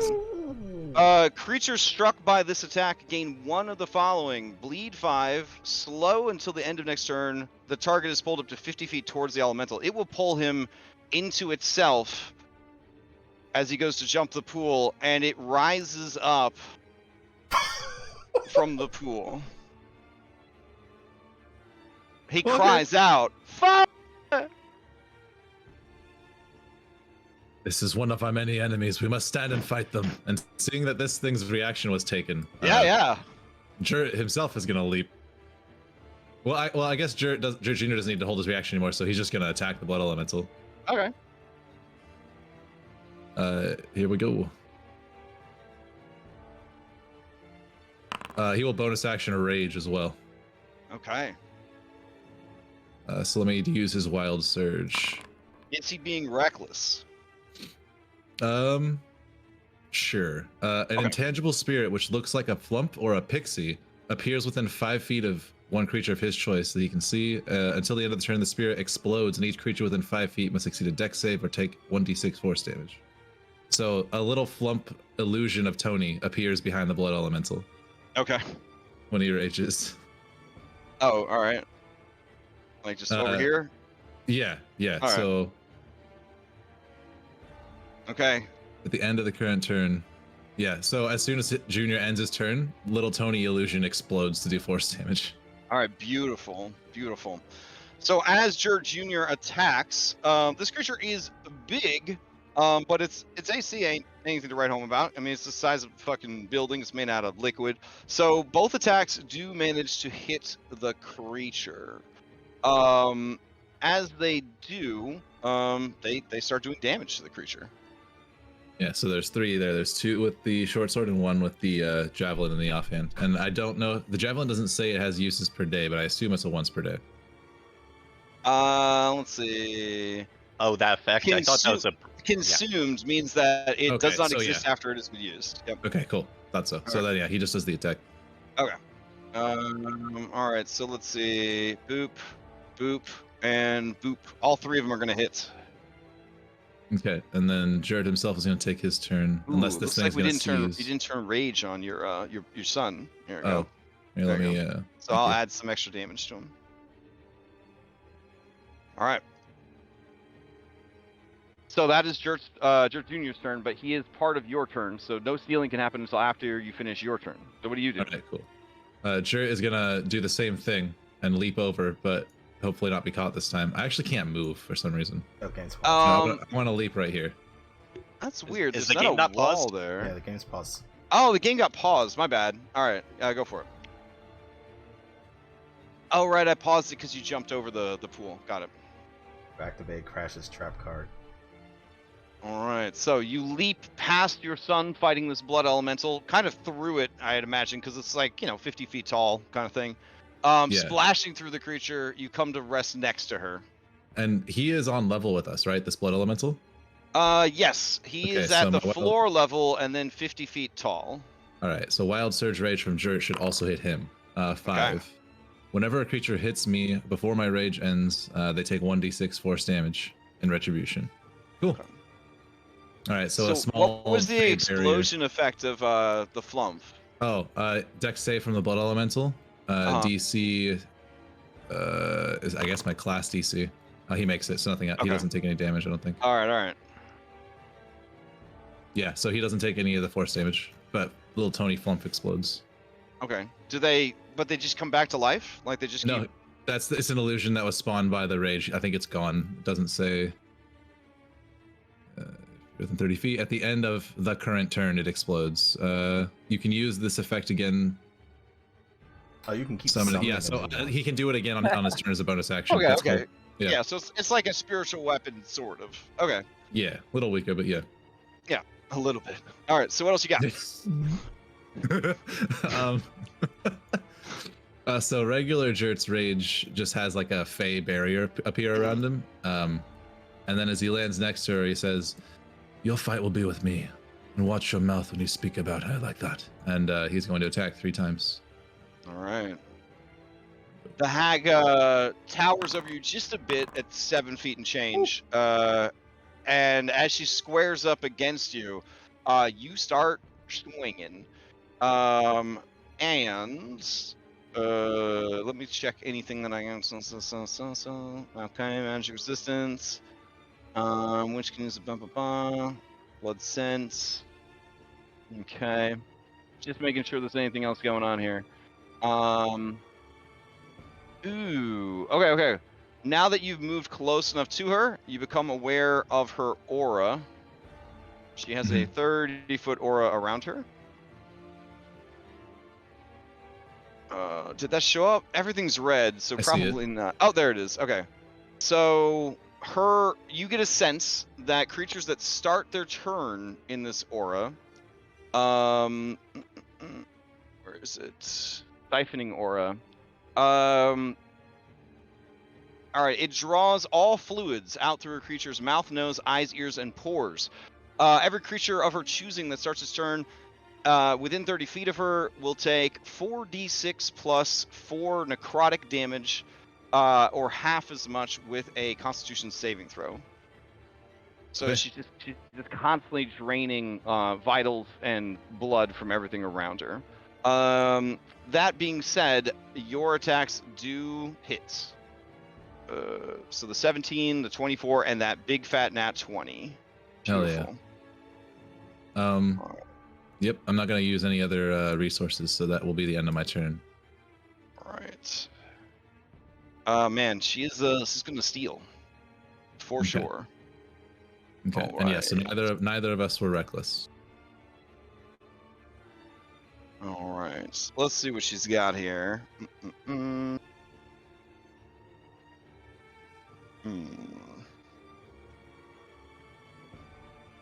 Yeah, I mean, you tore up pretty bad, man. Tore her up pretty bad. 60 points of damage on that. Thanks, man. Hell yeah. It's Yeah, almost so like as a Barnabas snipe. almost. Almost. As she steals and her turn comes up, you hear the bloop of one Paragon action. And then she is going to yeah, she's going to stay toe-to-toe with you. She's going to step back to here. And then she is going to begin to cast a spell. Okay. Yeah. Hold on. Let me check. Yeah, good placement, lady. Good placement. All right. So if you want to use your reaction, Oh, I you can use your definitely reaction. will. Yeah. All right, go for it. All right, we're gonna try to hit her with Drake's short sword. Okay. 23. 23 is going to hit. So she will take the piercing and the force damage as well. And then now con save. she's got to make a con save to maintain its concentration. All right. She, probably unsurprising, has Warcaster. So she will make the save with advantage. Let's see what happens. Oh yeah. All right. So she crushes it. The spell goes off, and she casts upon herself the heal spell. Well, there's still a little bit there from that reaction attack. God yeah, damn yeah. it. I mean, she's a priestess, so I mean, you know. That's, so she, that's a pretty high level spell slot. I mean, Yeah. that's her whole That's action. resource I burn. guess it's worth it. Yeah. Yeah. All right. So then play will pass to the Blood Elemental. All right. Oh boy. Blood Elemental. What do you got, son? Multi-attack. Yeah. Kaiju Blood Drain. That sounds good. What is this? All right.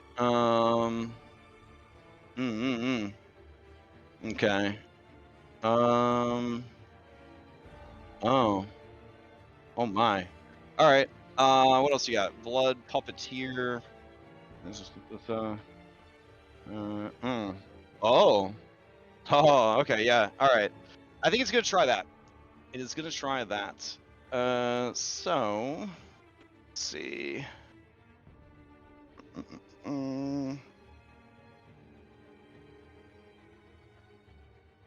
Okay. So the Blood Puppeteer will go off on Jerk Jr. So I need Jerk Jr. to give me a Constitution saving throw. Okay. Now I'm gonna make the save, but I also Jerk Jr. is a plant. Does he have blood? Here's his saving throw. Here's his saving throw. He's got delicious pumpkin juice. All right. And as a plant, the necrotic damage probably does not feel good. No, he doesn't have resistance to it either. Thanks for the reminder, Barnabas.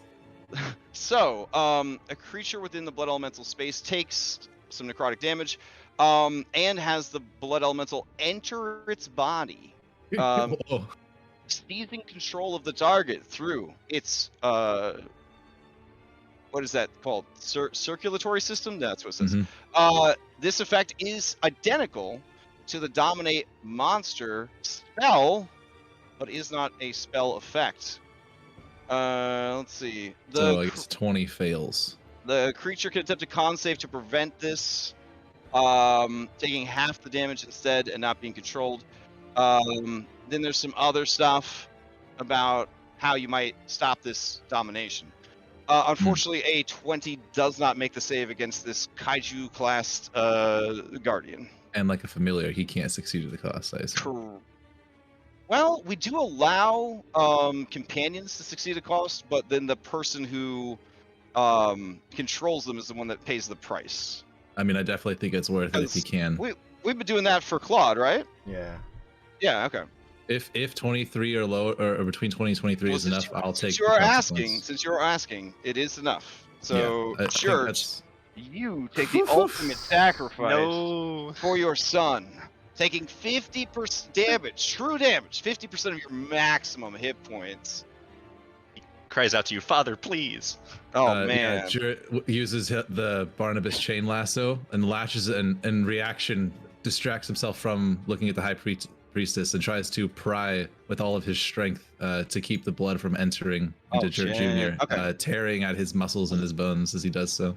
All right, yeah, the lasso wraps around the symbiotic tendrils that are worming their way into his body, through his skin, through his eyes, his mouth, other parts. You gather them up and you pull with all your might, and this creature, a 50-foot tall liquid being, is so heavy that you just feel the parts of your body just breaking as you exert as much strength as you can, and those tendrils snap. Jurt Jr. takes the damage, but he is not dominated. All right. Let's see. That is the creature's turn. You do see that its blood frenzy activates because Jurt Jr. is missing health and you are missing health and are within range. You realize that this creature does have advantage on attacks against bloodied targets, similar to Hravik Karn. Oh, good. Whew. All right. So Jurt Jr. would get half of that back because that's a success on this. Oh, correct. Yeah, let me give him. Oh, yeah. Okay. So that puts us at the end of the rounds with 4 minutes left on the clock. I'm okay. I don't have anything until 3. I'm okay going one more round if you guys want to. Otherwise, we stop here and we pick this up next week in the final session as you make your way towards. I'm okay with stopping because that way Aragorn gets to play this character next session too and doesn't miss another round or like have resources used he might not would have wanted. I don't know. All right, everybody cool with that? We'll go ahead and stop right here. Yeah, works for me. All right. Woo. Okay. Man, this map's sick, by the way. Yeah. So yeah. This and the previous map are from Darkest Maps. I found them on Twitter. I'm gonna be honest, I'm not on their Patreon. So that's why there's like grids and their signatures, stuff like that. Yeah. I'm just maxed out on Patreon stuff at the moment in my own personal Patreon budget, but I think that their work is phenomenal. If Benios Maps hadn't already mapped all of Curse of Strahd, or if I was running, say, a gothic horror adventure, I would look no further than Darkest Maps. They are just making some really evocative and interesting battle maps that all have a sort of gothic vibe to them. I almost sort of regret the Benios map commitment because this is such a stark contrast to the 3D map style, but man, would it make for some sick ass encounters similar to what you guys have right here. So yeah, I've been very happy with discovering their stuff. I retweet them every time there's a new map. Love their work. It looks really, really good.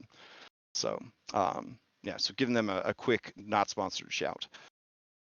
All right. Let's see. I guess I'll take you guys. I guess get your screenshots while you can. I'll take you guys back to the map. We'll just go to Elsir Vale. Oh, okay. Quick announcements. I'm gonna probably play. Well, no, probably. I'm gonna play some Sea of Thieves this afternoon. So if you're hoping to farm some channel points, or you're doing your own stuff this afternoon, and you just want to hear some people argue with each other, no, me and Justinian never argue with each other when we play Sea of Thieves. But if you do want to hear people argue with each other about how to be a better pirate and standing and fighting versus sailing off the edge of the world, that's what we'll probably be doing for a few hours. I got Curse of Strahd Classic tonight. They're heading over to a little place called Krezk. It's the first group that's headed to Krezk, so I'm pretty excited for that. I might do a very short stream before the game, but all of Krezk is prepped, so I don't know if it might just be to kind of ground myself and remind myself where they're at because they play every other week. But that game is not streamed, so it will just be the prep, if anything. Tomorrow morning, we'll be doing some Curse of Strahd prep and running Curse of Strahd Daybreak. Very chill. They're all like, I think, having a picnic right now. They're on some kind of wine and cheese tour of the Barovian countryside. It's one of those feel-good sort of games where you kind of escape from the harshness of the real world and just sort of like vibe. You know what I'm saying? So that's what's happening tomorrow morning. Nice Tomorrow, wine tour, yeah. And then we have dinner later on. It's gonna be Yeah. There's a fantastic. fancy dinner plan, so it sounds like it's going to be a real nice time. Just a slice of life. Just slice of life, exactly. Everything's fine in Barovia. If you're a fan of Mythic Exiles, a fun mini-series we did, you would definitely enjoy Curse of Strahd Daybreak. It's another slice of life campaign. So tomorrow night, we'll for reals be playing the Island of Gold, optional fan-created DLC for Odyssey of the Dragonlords. So you know that Mythic Boys couldn't resist some optional DLC. So they're going to be working on that tomorrow night. Monday, prepping for. Wait. Also, happening right now, happening literally in a few minutes, I think, is Serpent Seas. So Orpheus is doing Serpent Seas adapted to Pathfinder 2. So that's happening right now, I guess. Maybe. Then we've got, let's see, Tuesday, Cyberpunk Red with Dom. And we've got Pathfinder Abomination Vaults with Ashwin. We are at level 7 out of 10. And we're getting ready to go down the 7th floor out of 10 floors in the dungeon. It feels pretty good. We're all still alive, somehow. That's pretty neat. And, yeah, so that's been pretty fun. Wednesday, we've got, apparently, more Dragon's Dogma. It turns out, when someone tells you that they're going to the final battle, they're a liar. They lie to your fucking face. So I thought I beat the game, but I didn't beat the game last week. And even though you're a princess, it seems there's a princess in another castle. Yeah. I have feels about that. I did get to fight a beholder, and it was one of the coolest boss things I'd seen in a while in a video game. Keep in mind, I don't play the Souls games where all the good bosses are stored away. So for me, that beholder was like a pretty cool boss. Like, I know that you Souls kids out there are like, that's just garbage, but it was a pretty cool boss to me. I thought it was a pretty cool boss. Had a petrification ray, eye beams, all the things you want a beholder to have, but also really gross bitey tentacles and stuff, which was pretty neat. And a lot of neat abilities. It was cool. So I'm looking forward to kind of exploring, I guess it's mandatory post-game content? Question mark? Feels like a Pokemon game a little bit. Like, I beat the Elite Four, and they're like, cool, now you can play the real game. Either way, I got to play it pretty fast, because we're going to do a 4-player Baldur's Gate co-op. Me and Remy are going to have sex with a bear every week. Oh, no. But Remy's probably going to change his character build every week. I'm calling it right now. Him and Lars are going to respec every week.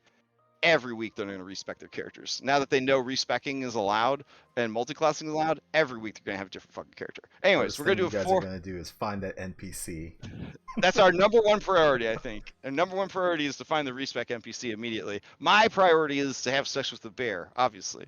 So we're not going to have any of the story characters. We're just going to make original characters. So I think we're going to miss out on a lot of content. But it should be a fun stream. It should probably take the rest of our lives, because 4-player co-op Divinity is a slow thing, to be sure. I've seen 1,000 hours, Crash. Yeah. But anyways, it's D&D themed, so it's on brand for channel. So we'll be doing that starting in August. Thursday we've got Curse of Strahd Daybreak. Nightfall. Nightfall. Yeah, Curse of Strahd Nightfall. They are heading back to the village of Barovia for reasons I can't discuss. So that's pretty fun. And then Friday night, Orpheus is running Icewind Dale. We may or may not have a vodcast on Friday. We had a vodcast last night. It was a pretty good topic. And there's like a 10-minute rant towards the end that I think if you are a 5th edition DM, you should listen to it, because I really kind of poured it out, how I feel about 5th edition DMs and how the community treats those DMs.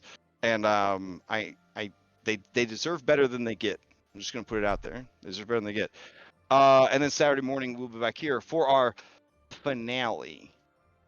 If you guys wanted to meet back up and do like a wrap party session, it could not be the following Saturday, the 22nd. It would have to be the 29th, or the 5th.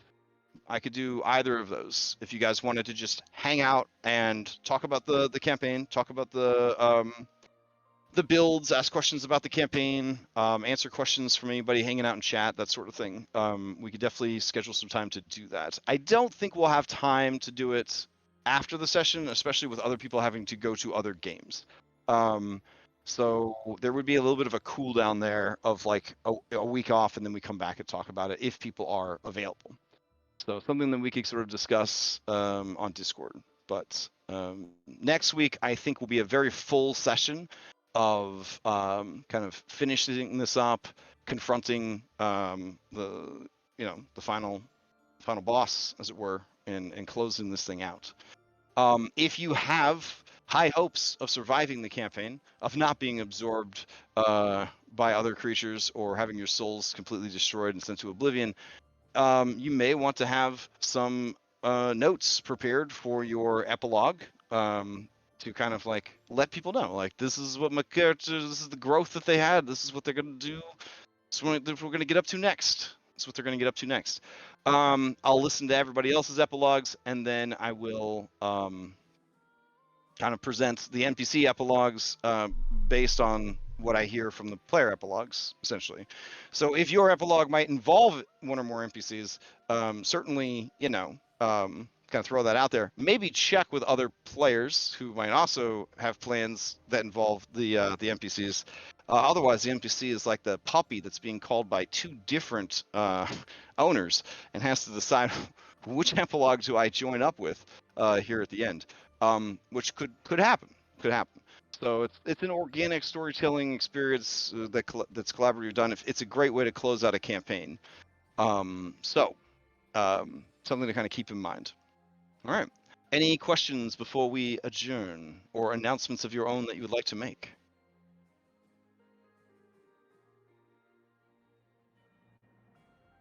All right, great. I hope everybody enjoys their Saturday and their the rest of their weekends and their week. And if you have any questions leading up to the last session, hit me up and let me know. It has been a wild ride. It has been full of action and heroics and no small amount of heart. So I'm excited to usher you guys into the ending and to see how it plays out. Or hurled across.